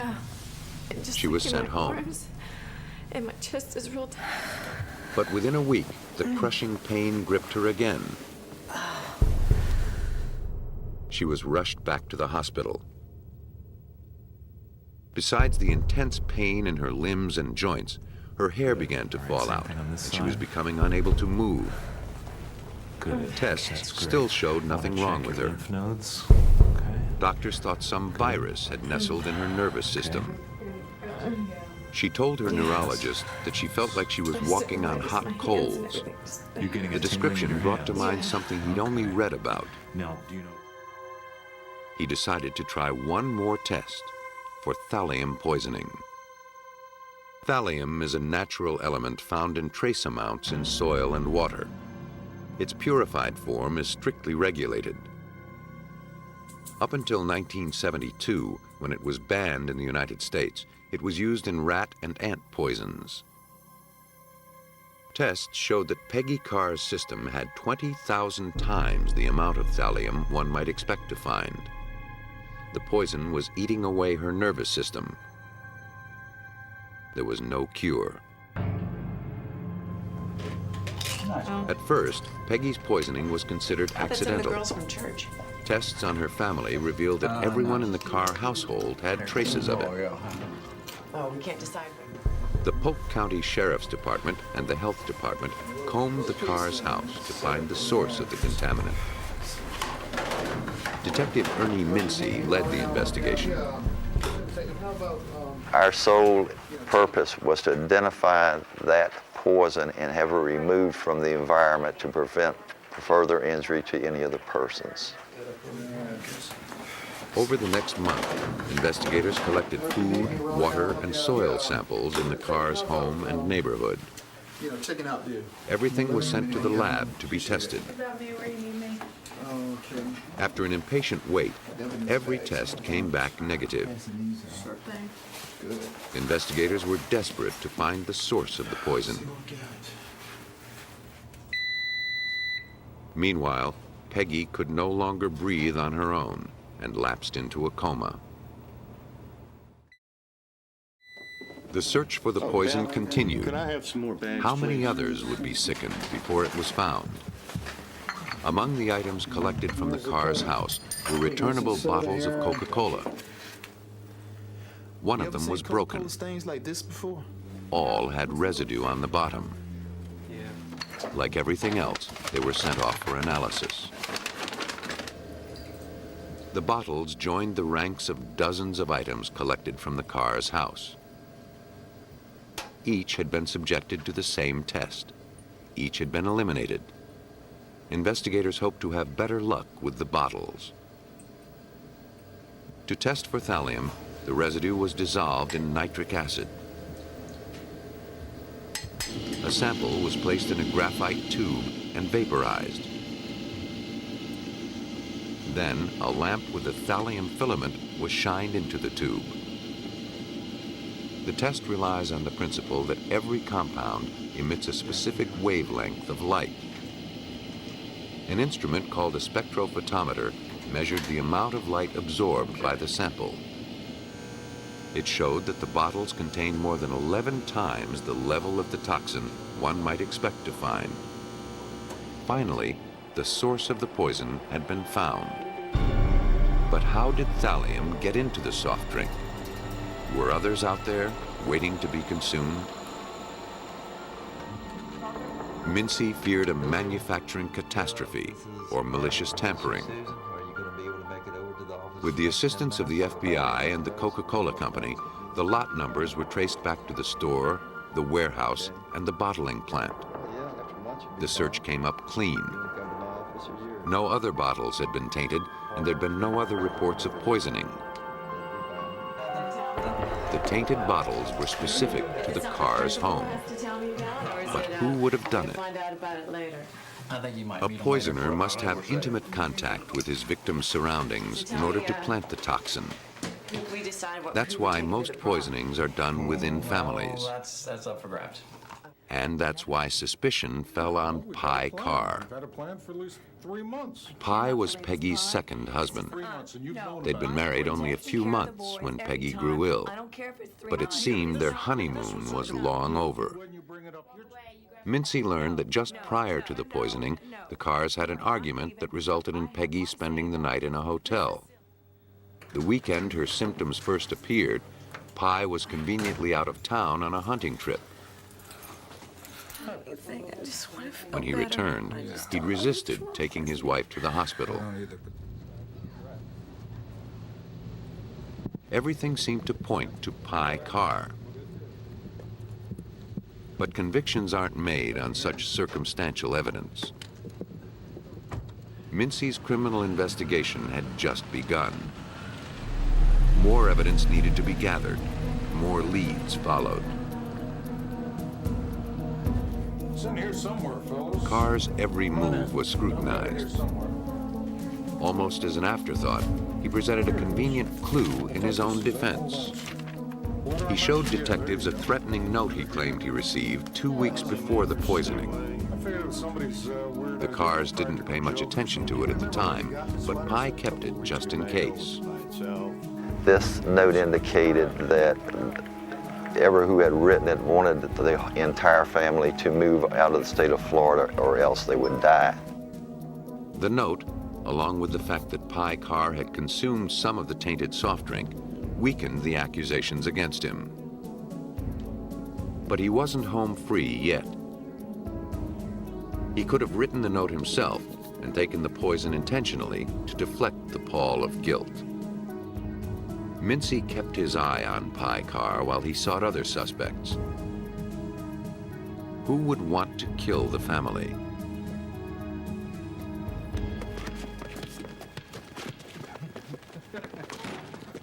Mincy learned that the Carrs didn't get along with their neighbors, George Trepal and his wife Diana.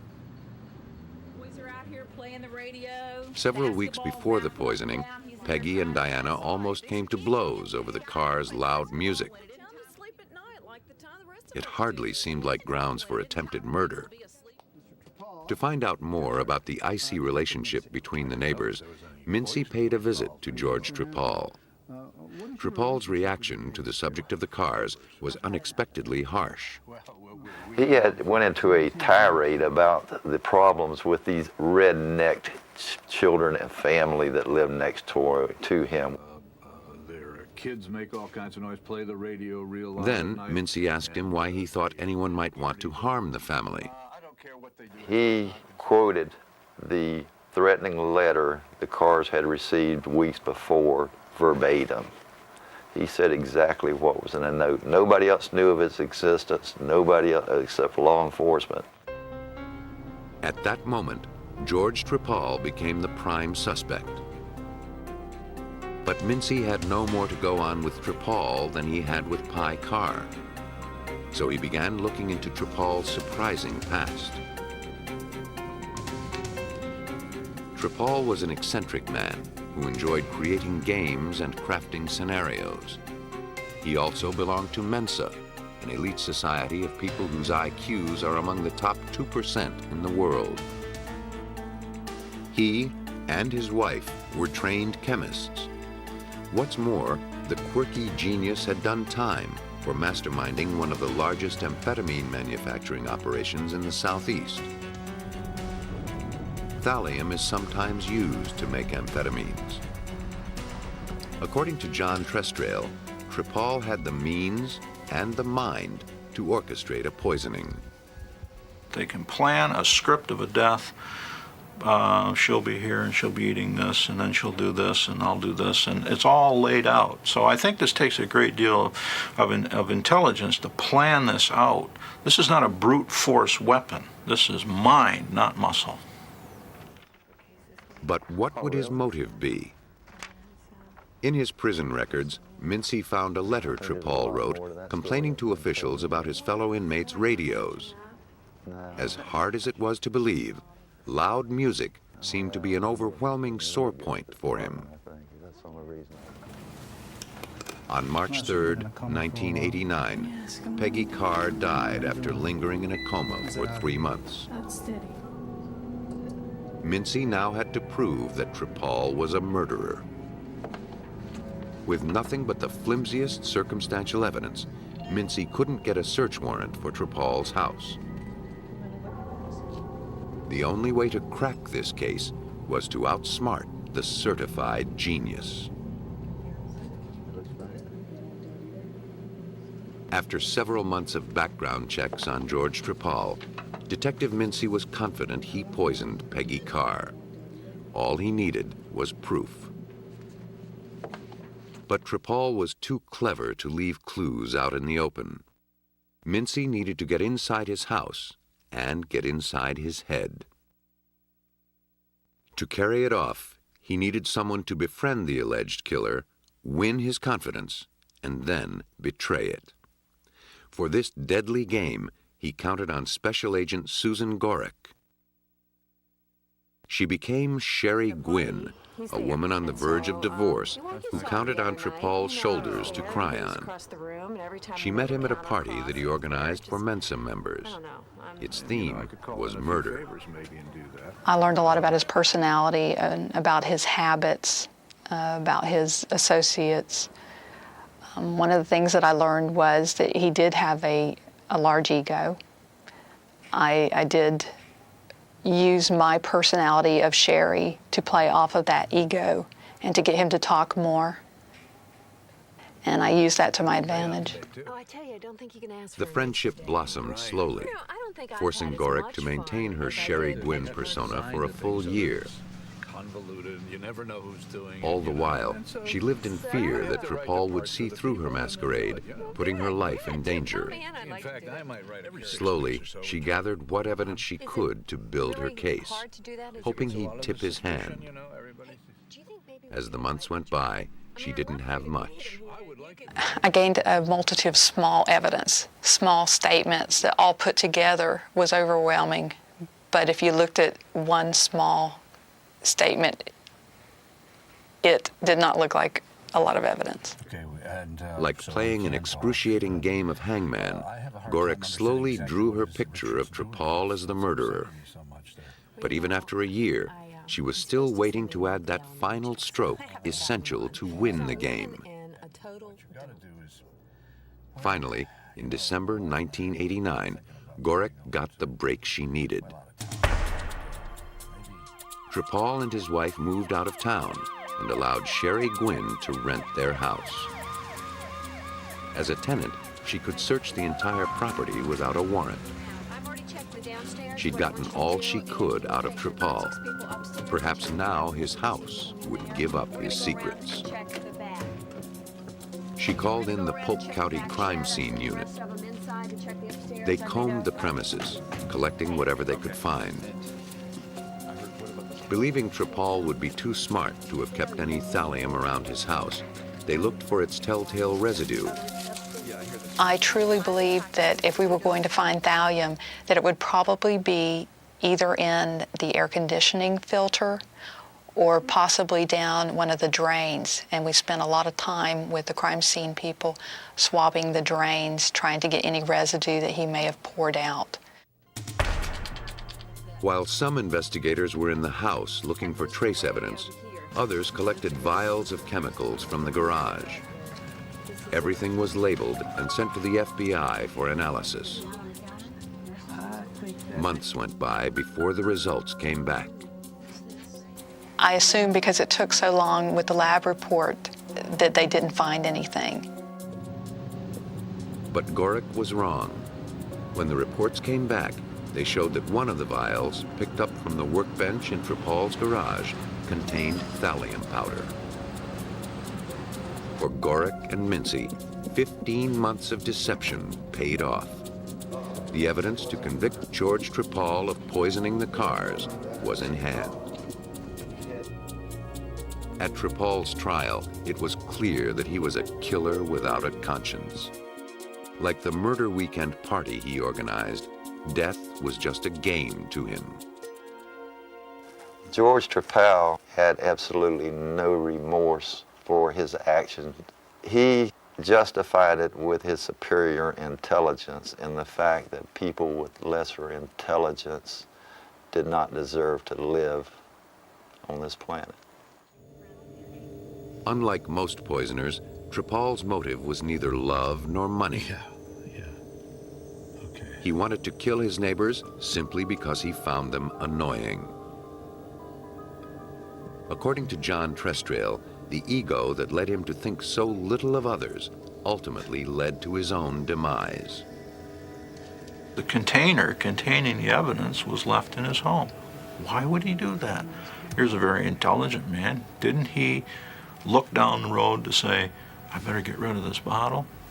No, his ego said, they'll never get this far. They'll never figure out how this happened. A jury found George Tripal guilty of 14 felony counts, including first-degree murder in the death of Peggy Carr. He was sentenced to death. As we go about our daily lives, Most of us seldom think about the toxic world we live in. In the past, that lack of diligence provided the poisoner's greatest opportunity. But now, science is catching up. More than ever, unexplained deaths are viewed with suspicion. And in the lab, more of those suspicions are being justified.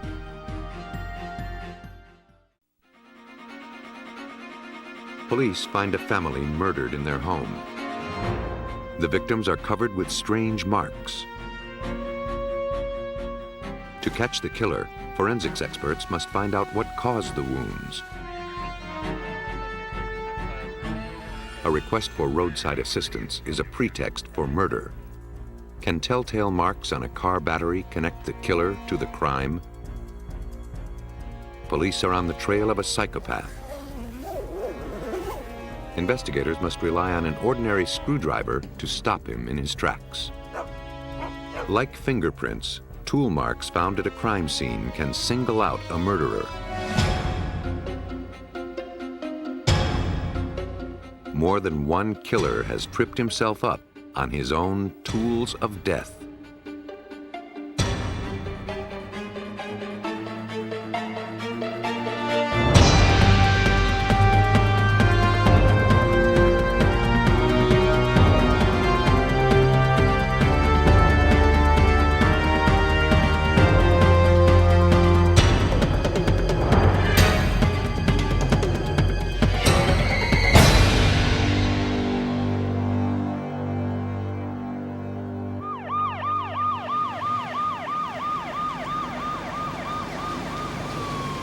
In January 1992, police responded to a call made by the neighbors of Juan and Olga Hernandez.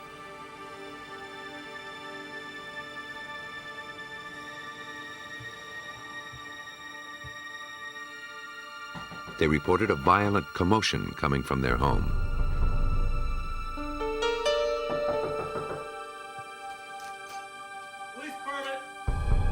Upon entering, Chicago officers found the body of Juan Hernandez lying face down in the living room. He was apparently beaten and killed.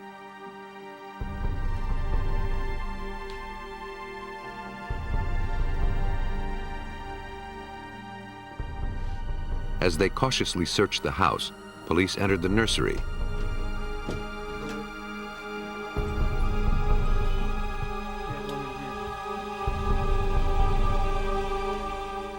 Discovered Olga Hernandez was also dead. Nearby lay the body of her 10-month-old daughter.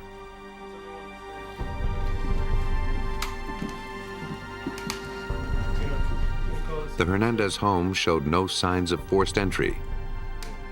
The killer or killers left no clues to their identity.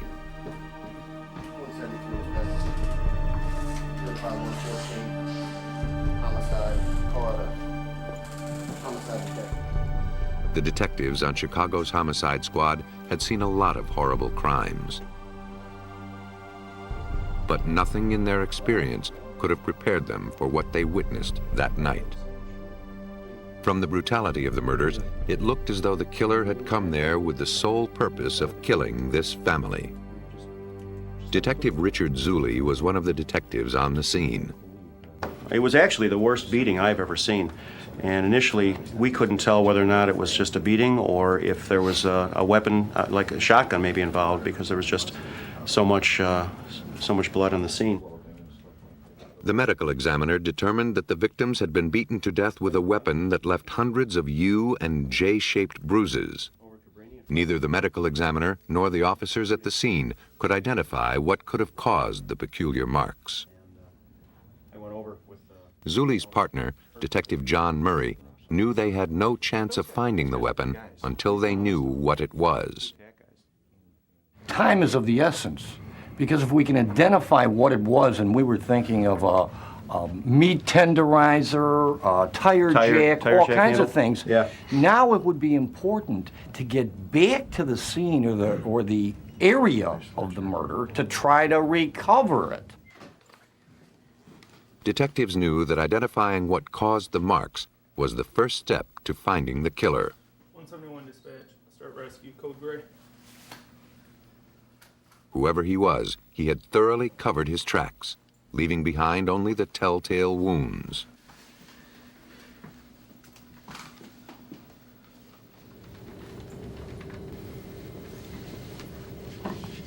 Any tool leaves its mark on the object it manipulates. In police work, that principle is usually applied to firearms.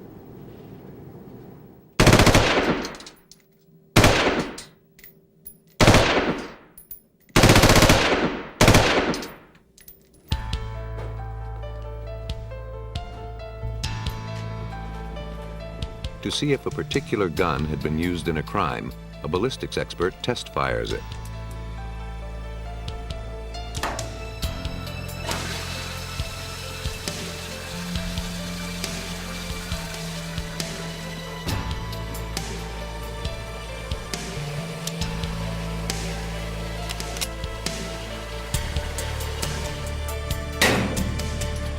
The signature markings on the test-fired bullet are then compared with markings on the bullet retrieved from the crime scene.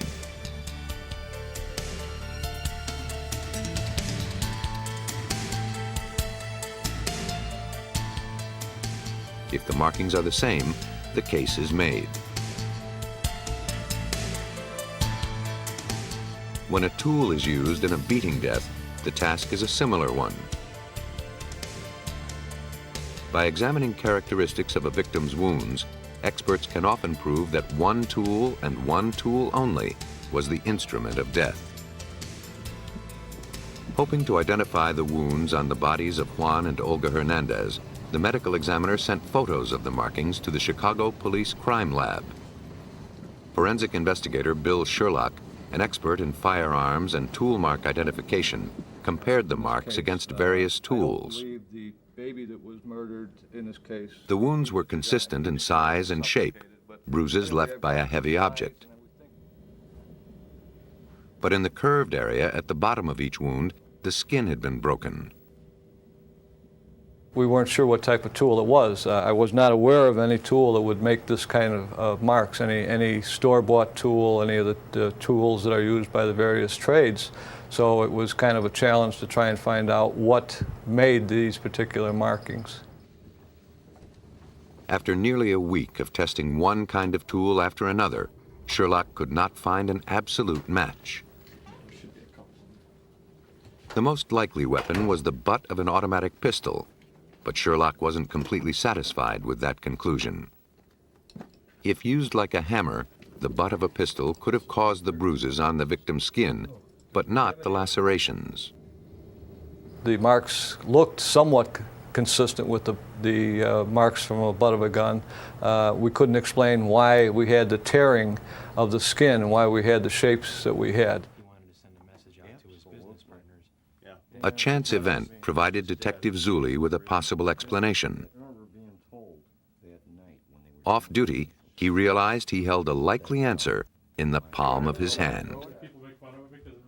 At home one day, I was cleaning my gun. And as I slid the magazine out of the gun, I was cleaning it and looking at it, and I thought, gee, that's kind of similar in shape to the wounds. With its magazine removed, the butt of a semi-automatic pistol would have thinner, sharper edges, more capable of leaving the marks seen on the murder victims. Without the magazine and its bullets, the gun would be lighter and less effective as a bludgeon.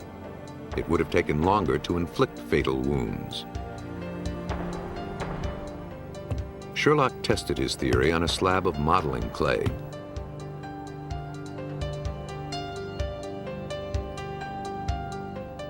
The butt of a medium caliber pistol produced marks of the same size and shape as the wounds on the victims.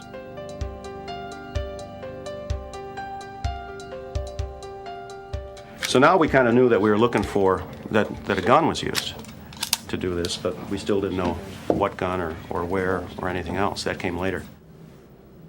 Forensics had identified the type of weapon used to commit the crimes, but could it be linked to a killer?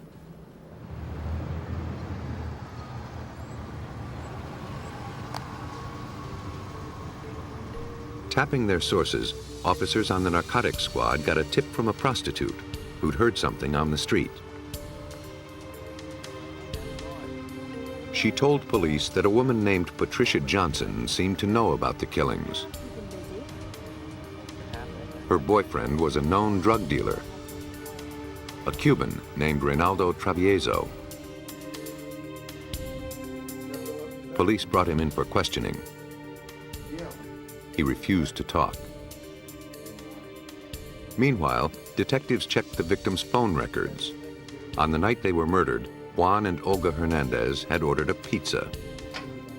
Questioned by the police, the delivery man said that on the night of the killings, he recalled going to the address of Juan and Olga Hernandez.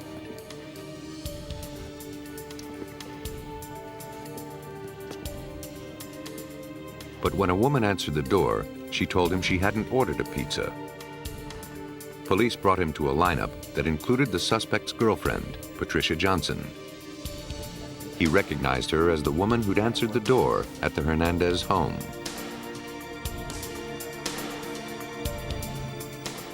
When Johnson was told she'd been picked out of the lineup, she admitted being at the house that night. She told police Travieso was the killer. Her willingness to talk was a stark contrast to her boyfriend. He was stoic and friendly and very polite, but a guy that could sit upright in a chair for hours and talk to you freely. Murray questioned Travieso again. Years of interviewing suspects have taught the detective to read subtle gestures that could reveal more than words alone. But Travieso wasn't playing. If you were conscious like we are very often on the body English, right. very, very important. This guy showed nothing, a real sociopath. But police were sure he knew something. A witness had ID'd his girlfriend who had turned on him, and he was named by an informant. As detectives turned up the pressure, Travieso decided to come clean. The story had begun 2 years earlier when he and Juan Hernandez came over from Cuba together. They planned to get rich dealing drugs. But that wasn't how it worked out, at least for Hernandez. Both were in the drug business. And as time went on, the murderer became quite a bit more successful in the drug trade than the victim. In their first year of business, Travieso had supplied Hernandez with 1 kilo of cocaine to sell. The street value was approximately $20,000. But the drugs disappeared and the money never materialized. Travieso demanded payment, but Hernandez held him off. A month later, Travieso decided to give Hernandez a second chance and gave him another kilo to sell. But that too disappeared. Travieso had trusted Hernandez, and his trust had been betrayed. Now it was time to collect. Patricia Johnson's statement confirmed that Travieso had used the butt of his gun to kill Juan and Olga. The confessions had come as a surprise, but the law demands more than a confession to ensure a conviction. At trial, the defense could argue that a confession was coerced, or the defendant could recant it. To make their case, police needed to provide corroborating evidence. They needed to find the weapon.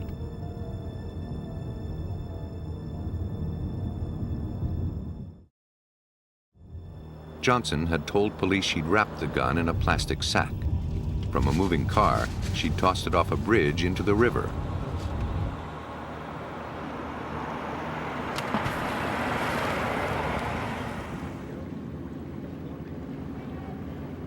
To aid divers in their search for the weapon, Zuli and Murray crisscrossed the bridge, tossing out stones of similar size and weight as a medium caliber pistol.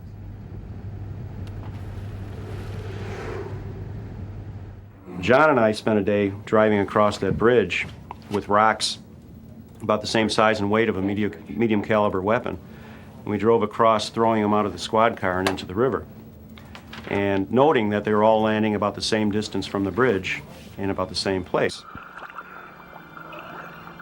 To coordinate their search, divers stretched polyester rope across the river, forming a grid.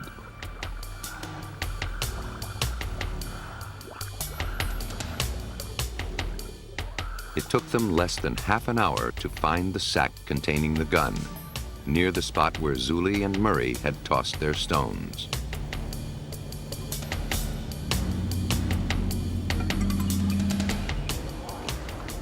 The weapon was a .32 caliber semi-automatic pistol. With its magazine removed, police believed it could have caused the unusual wounds on the victims' bodies. But to prove it beyond a reasonable doubt, the detectives needed harder evidence. Evidence only a forensics expert could provide. Police divers in Chicago had found what they believed to be a murder weapon in a plastic bag. Cuban immigrant Juan Hernandez had taken drugs to sell on consignment, then never delivered the cash. Now, he, his wife, and his infant child were dead.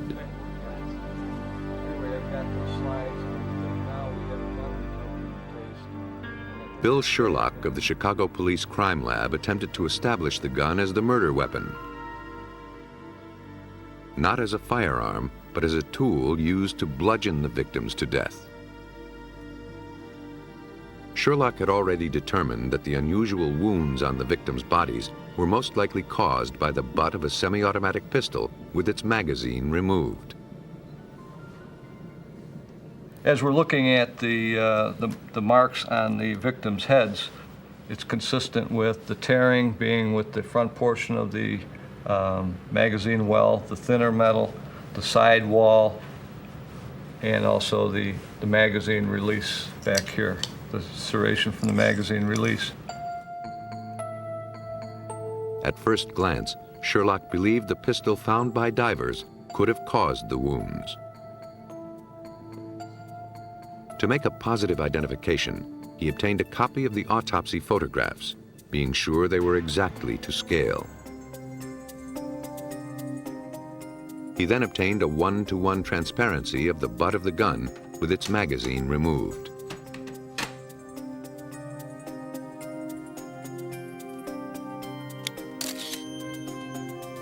He placed the transparency over the life-size photograph of the wound. After closely comparing the gun's metal edges with the cuts on the victims, Sherlock felt he had a perfect match.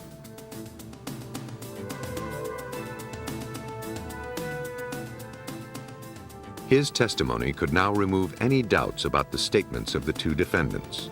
He'd forged an irrefutable link between them and the tool of death. What it was invaluable for was in bringing this case into court and having a solid piece of expert testimony to present in court to the jurors and say, this is this because this is the results of my tests. It's a lot more powerful than Detective Zuli or Detective Murray standing there going, geez, it looks the same, I think it's the same. They were able to show conclusively that it was the same. Reynaldo Travieso's pistol became a bludgeon by accident. He'd come to the home of Juan Hernandez, hoping one last time to get the money he was owed. But Hernandez didn't have enough. Travieso put the pistol to his head and pulled the trigger, but the magazine jammed. Enraged, he resorted to beating his victim. In the process, the gun magazine fell out.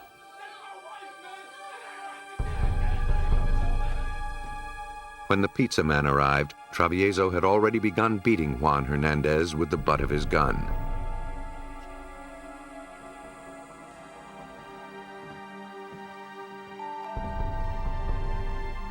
But the unpaid debt hadn't been satisfied. After Juan was killed, Olga Hernandez would also die, along with the baby she did everything to protect. And clearly, in examining the scene, it was apparent to us that Mrs. Hernandez was doing what she could to try to protect her child during the course of this attack.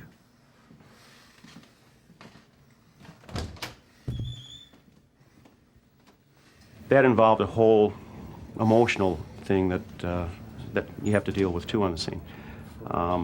You know, when you recreate the scene and you're visualizing what happens, you're creating all this. So you can imagine the terror and the fear and everything else that was happening.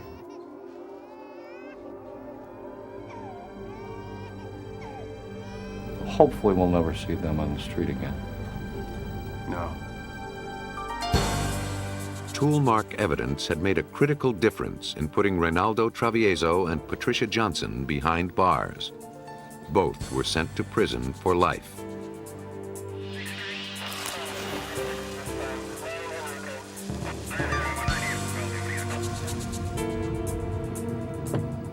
In Louisiana in 1984, police had to rely on more subtle tool mark evidence to crack a case of murder.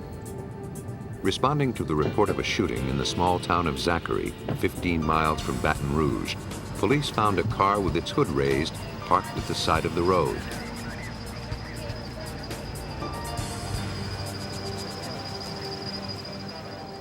Nearby lay the body of George Thompson, shot at close range with a shotgun.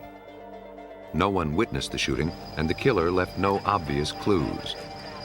But battery cables dangling from the front of the victim's car gave police an idea of what had happened. One end of the cables was still attached to the victim's battery. Had he been the one who needed a boost, or had he stopped to help someone else?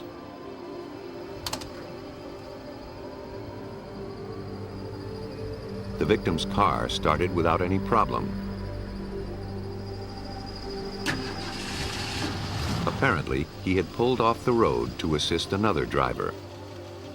If police could find the second car, they might also locate the killer.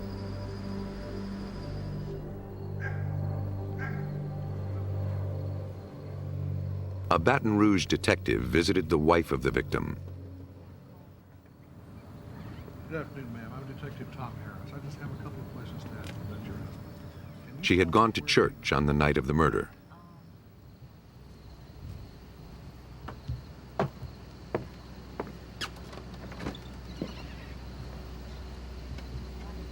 When she returned home around 10 p.m., her husband told her he had to help someone start his car. He left without saying exactly where he was going. According to Lois Thompson, her husband rarely went out that late. Whoever it was he was going to help must have been a close friend. Lois Thompson never saw her husband again. It seemed to police that the call for assistance was a trap. They suspected the killer may have lured the victim to the crime scene with a plea for help.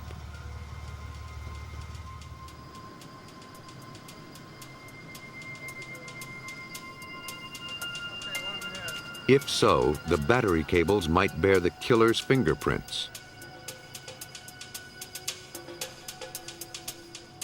They were sent for examination to forensic expert Pat Lane of the Louisiana Crime Lab. He placed the cables in a fuming chamber designed to make latent fingerprints visible.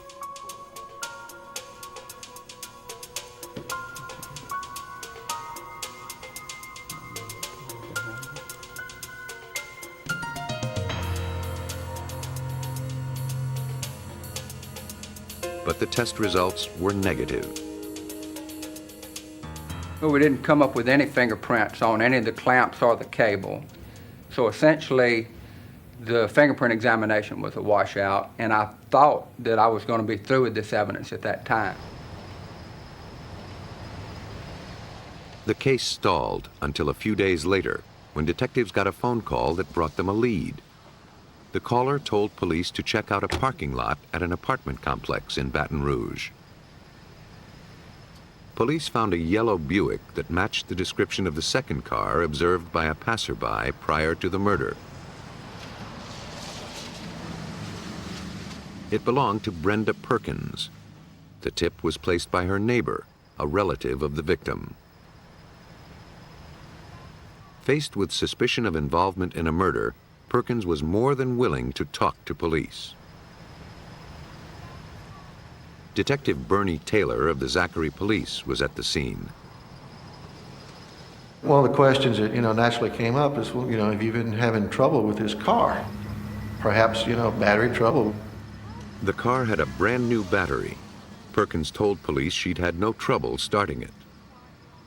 So at this point here, we, kind of fits in with our thought that, hey, this was a set-up deal. There was no car trouble to begin with. He just was lured out there under that pretense. Perkins explained that her uncle, Earl Thomas, had borrowed the car on the night of the murder. Thomas was the brother-in-law of the murder victim. But Brenda Perkins had even more damaging evidence.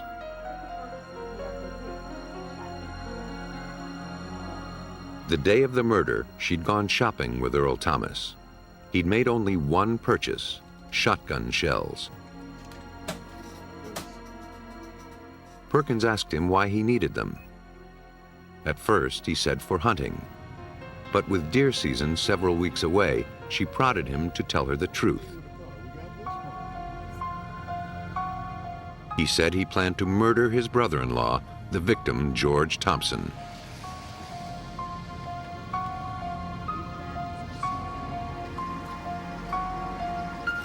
A receipt found in the trunk of Perkins' car totaled $2.97 plus tax.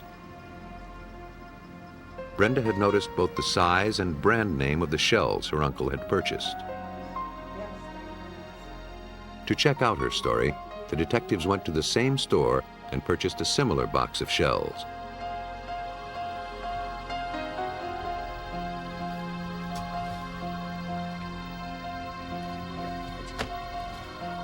The amount on the receipt was $2.97 plus tax. Exactly the same as the receipt found in the car. Lane also found Thomas's thumbprint on the shopping bag.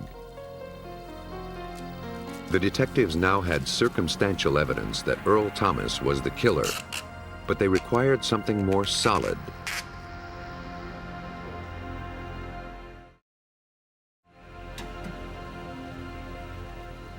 They looked for what they needed under the hood of the victim's car. Through forensics, they hoped to turn a scratched piece of soft lead into hard evidence.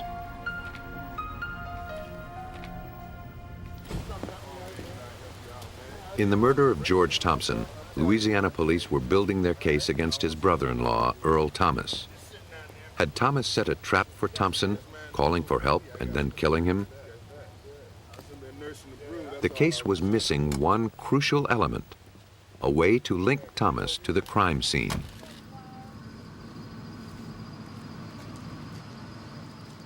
Booster cables were still attached to the victim's car battery. If the victim had time to attach the cables to the killer's car, the clamps may have left marks on the battery. The battery of the car driven by the suspect, Earl Thomas, had fresh tool marks, apparently made by a booster cable. Police asked forensic examiner Pat Lane to see if the marks were made by the cables found at the crime scene. It was the only way to place the suspect's car at the scene. Just like people, every tool leaves behind a unique fingerprint that can be used to identify it. The suspect's battery not only had bite marks left by the teeth of a booster cable, it also had a scratch, apparently caused when the cable was hastily removed. Lane suspected that a single tooth on one of the jaws of the cable may have caused the scratch. To test his theory, he took the cable found at the crime scene and made test marks on a flat piece of lead. A comparison microscope enables him to examine two sets of marks at the same time. On one side were the marks on the suspect's battery clamp. On the other, the marks made by the victim's battery cables.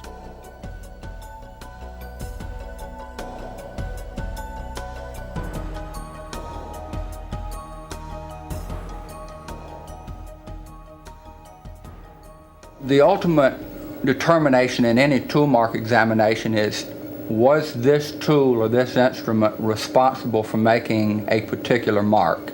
And in this particular examination, my determination was the mark that we see on this clamp here in the monitor and this reference mark that I know to have been made by the jumper cables have the same source. Tool mark evidence had placed the car driven by Earl Thomas at the scene of the crime. A warrant was issued for his arrest. But Thomas had gone to California. His address was unknown. Detectives traced all the calls he made to his sister in Baton Rouge to a public phone booth in East Los Angeles. Within days, he was picked up at the booth by Los Angeles police. They didn't have a hard time spotting him. He was a tall man, missing his left arm. Detective Bernie Taylor and his partner Charlie Clark had already pieced together how the killing occurred. The victim was married to Thomas's sister, but was being unfaithful. To uphold the family honor, Thomas decided to put a stop to his brother-in-law's philandering once and for all. He borrowed Perkins' car, then called the victim, pretending to need help. As the victim clamped a booster cable to the battery of Thomas's car, Thomas retrieved his shotgun.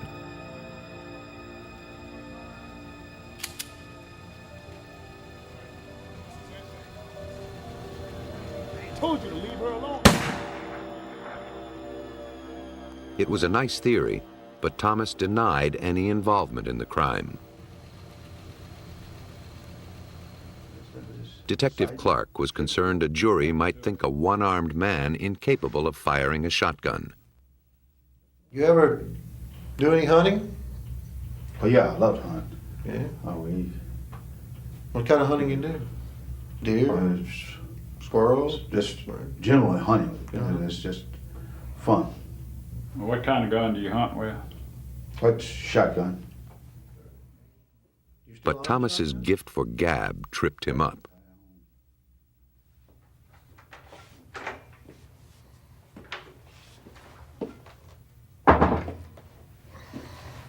Well, what do you think? I think he's a con artist. Earl was a con artist. He rambled. If you ask him about the case, then he would start rambling on something else. And so we decided we knew that he did hunt. And so we started asking about his hunting. And so I asked him, well, Earl, how do you handle that shotgun when you only got one hand, you know? And Earl said, well, I just put this arm out like this and lay that shotgun on it here and steadied it. And he said, no problem. Man, I told you to leave her alone, man. Don't do that to her, man. Earl Thomas successfully entrapped his brother-in-law with his scheme. But the hunter also unwittingly snared himself. The scratches from the clamp marked Thomas as the killer. This lead clamp, a $1.98 piece of lead, put a man in jail for 20 plus years. When Bernie Taylor brought this piece of evidence into the laboratory, I knew exactly what he wanted before he ever finished the request. And I told Bernie at that time, I said, Bernie, it's theoretically possible, but I have to tell you it's a long shot. But we'll give it our best shot. And ultimately, this piece of evidence was linked to not just one pair of jumper cables, not just one clamp, but to one tooth on one clamp of that pair of jumper cables. Let you get back in, get set. In the small town of Zachary, solid detective work turned a case of circumstantial evidence into a conviction based on forensic science.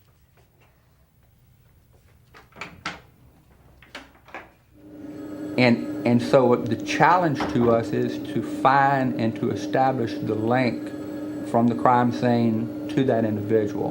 And when that takes place, there's usually not cameras and lights, there's not a lot of glamour, there's a tremendous amount of satisfaction and going home at night and knowing that the work that I've done has made this town a little bit safer place to live in. Thompson's death was the result of a personal vendetta. But in Florida in 1990, murder became a terrifyingly random event, and police were paralyzed by lack of clues.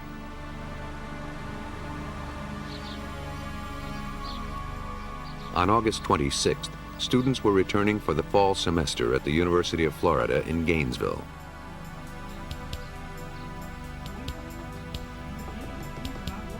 On that Sunday afternoon, Ricky and George Powell went to the campus to see their daughter Christina's new apartment.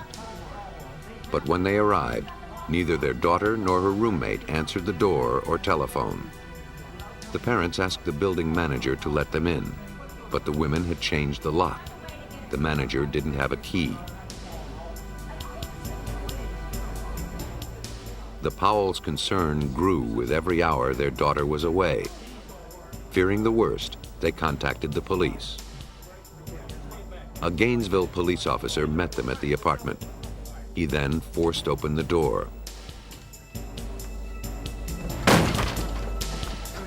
As he entered, he saw a dead woman posed on the couch. He blocked the parents from following him. He didn't want them to disturb the evidence, and he feared the killer might still be inside.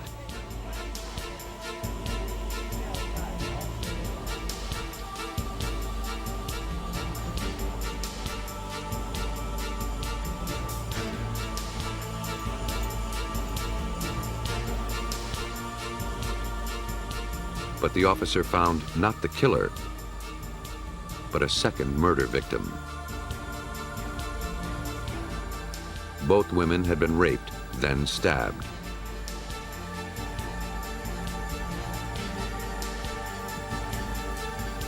The brutality of the crime and the way the bodies had been staged made police fear that they were dealing with more than a random killer. Whoever murdered these women was cunning and methodical. Police feared it would only be a matter of time before he struck again.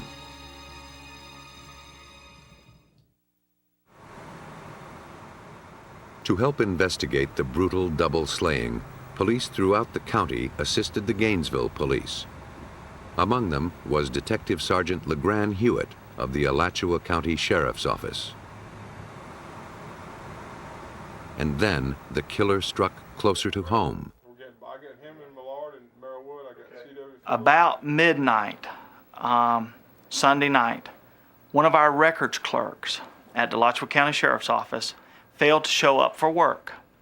Her supervisor and co-workers got concerned about that and notified our watch commander. A deputy was sent to Krista Hoyt's apartment. No one came to the front door, but he saw a gap in her Venetian blinds. The deputy got on his knees and put his flashlight up into the room that was there, and it happened to be Krista Hoyt's bedroom, and she was sitting on the side of the bed in a staged position, decapitated. Adding to the horror, 2 days later, 2 more victims were found, raped and stabbed in a similar fashion.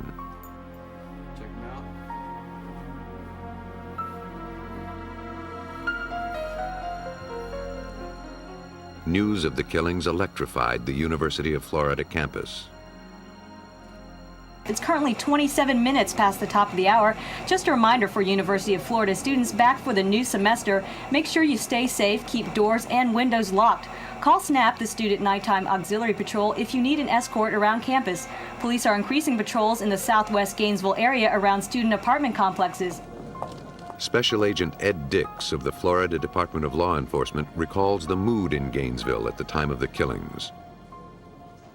The city of Gainesville sort of started feeling a sense of terror, and the university has some 40,000 students, of which probably 20,000 or more are females. Parents started coming to get their children. It wasn't enough that they call for a well-being check. They actually just started showing up. The kids were calling home saying, "I'm ready to go." to the point that the university was closed for a week. The police feared a ritual killer was on the loose.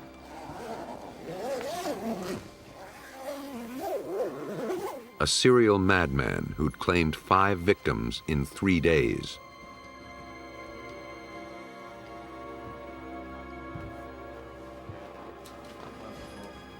In each case, he forced his way past the locks on the doors. At the first location, he jimmied the lock of a wooden door.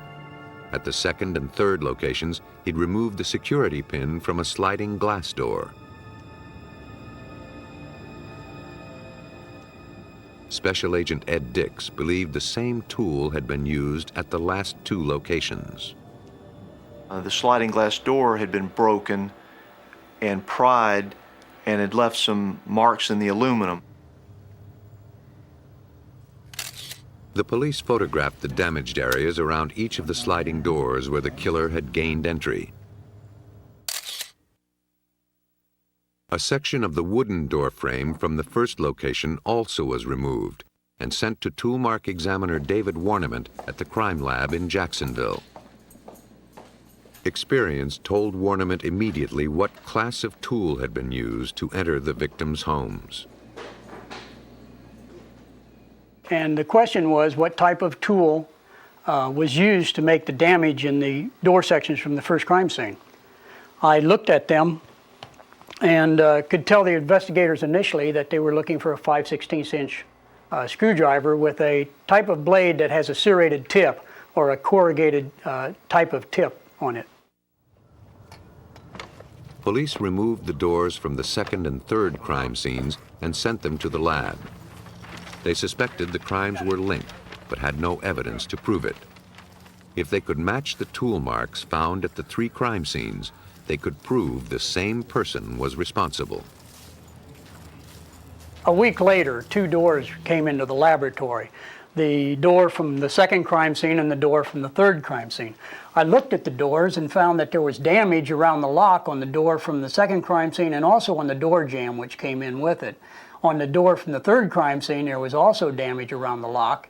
And also I found that there was damage up around the security pin. There was a series of scratches in the security pin, around the security pin hole. And what I noticed was they were very typical, and they appeared to have been caused by trying to jimmy the door and remove the security pin and gain entry.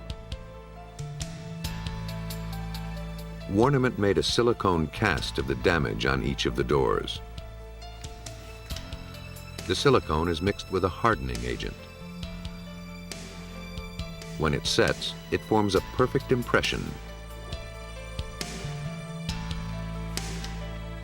After studying the impressions from the 3 crime scenes, Warniment concluded that the killer used a screwdriver with a 5/16 inch serrated blade. Police now knew that they were dealing with one killer who used the same screwdriver to break into his victims' homes. If they could find the screwdriver, they would find the killer.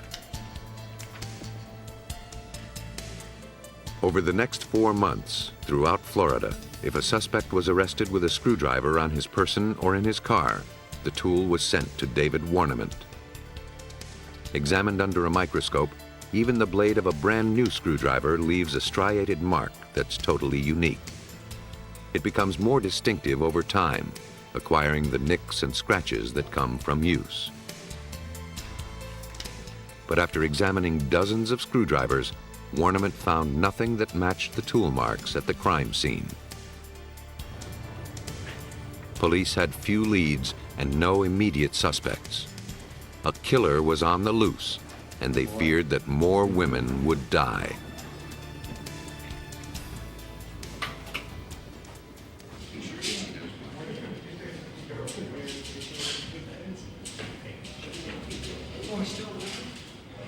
In November of 1990, 4 months after the first murder in Gainesville, police got a break from a routine computer check.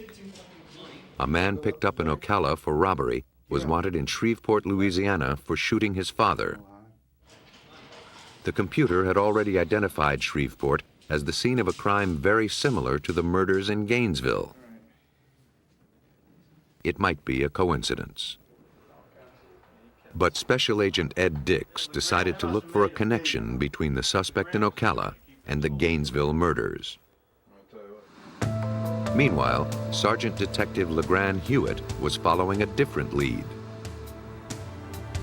Months earlier, shortly after the murders, a bank in Gainesville had been robbed. It was not far from the second murder scene. Shortly after the robbery, police officers saw two men enter the woods nearby. The suspects eluded police, who called for backup. A tracking dog was dispatched to pick up the scent.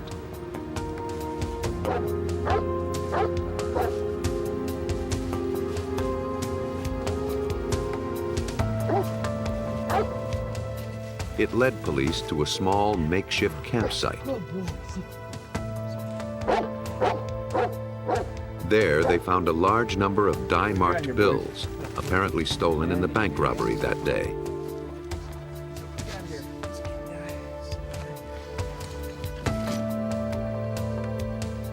In a duffel bag, police found a semi-automatic weapon like the one used by the robber, some duct tape, and a cassette player. On the tape was what seemed to be a veiled message.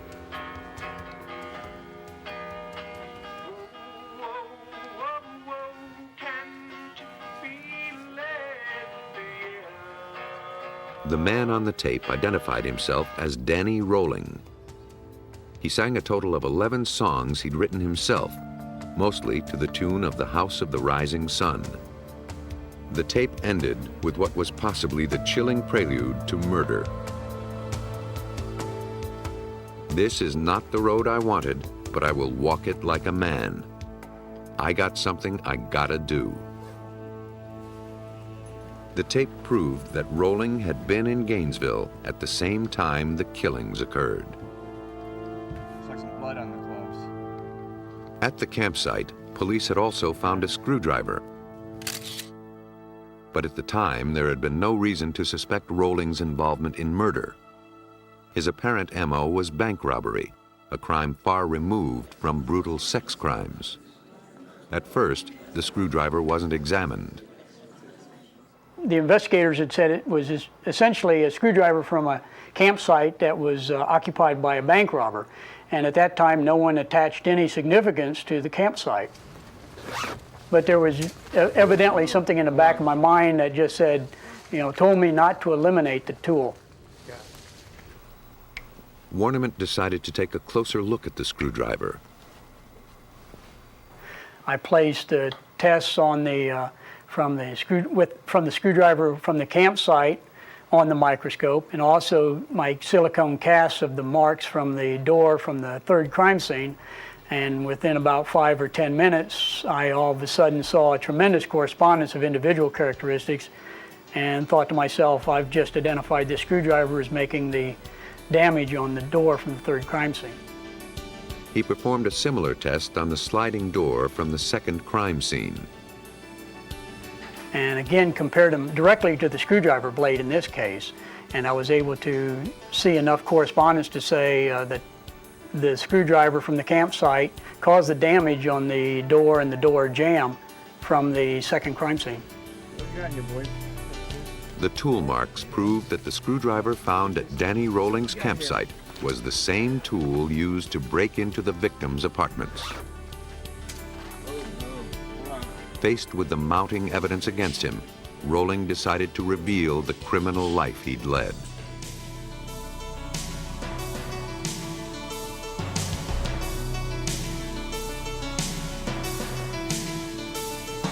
As a burglar, he developed a talent for breaking and entering houses while the occupants were asleep. His whole life, I suppose since he was a teenager, he had spent as a peeping Tom, and then as a burglar, then as a rapist, and he was extremely good burglar.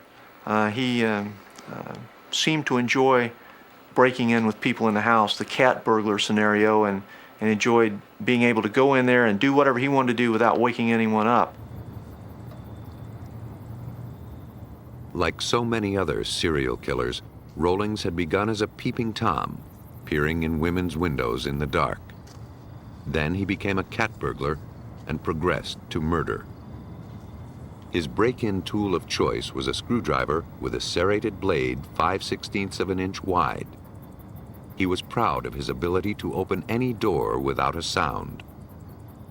From there, it was apparently one short step to rape, then murder, culminating on the night of August 26, 1990. He said as he was peeping in the windows, he saw a girl changing clothes or just come from the shower, which turned out to be Tracy Paulus. And he said when he saw her, he knew that she was the one, his choice for the evening. The knife Rolling used to kill his victims was never recovered. Instead, police had found a much more valuable tool. Rolling had left 27 scratch marks on the doors at the crime scenes. It was more than enough to prove his guilt. It is further ordered and adjudged that the defendant, Danny Harold Rawling, is hereby sentenced to death. The defendant is hereby committed to the Department of Corrections of the state of Florida for execution of this sentence as provided by law. May God have mercy on his soul. Done and ordered this 20th day of April, 1994. Tool mark identification is perhaps the simplest weapon in the Crime Stopper's arsenal. Requiring little more than a visual comparison.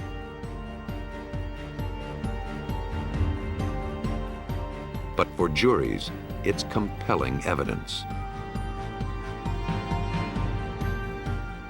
If a tool can be traced to a suspect, only a few faint scratches may be enough to solve the crime.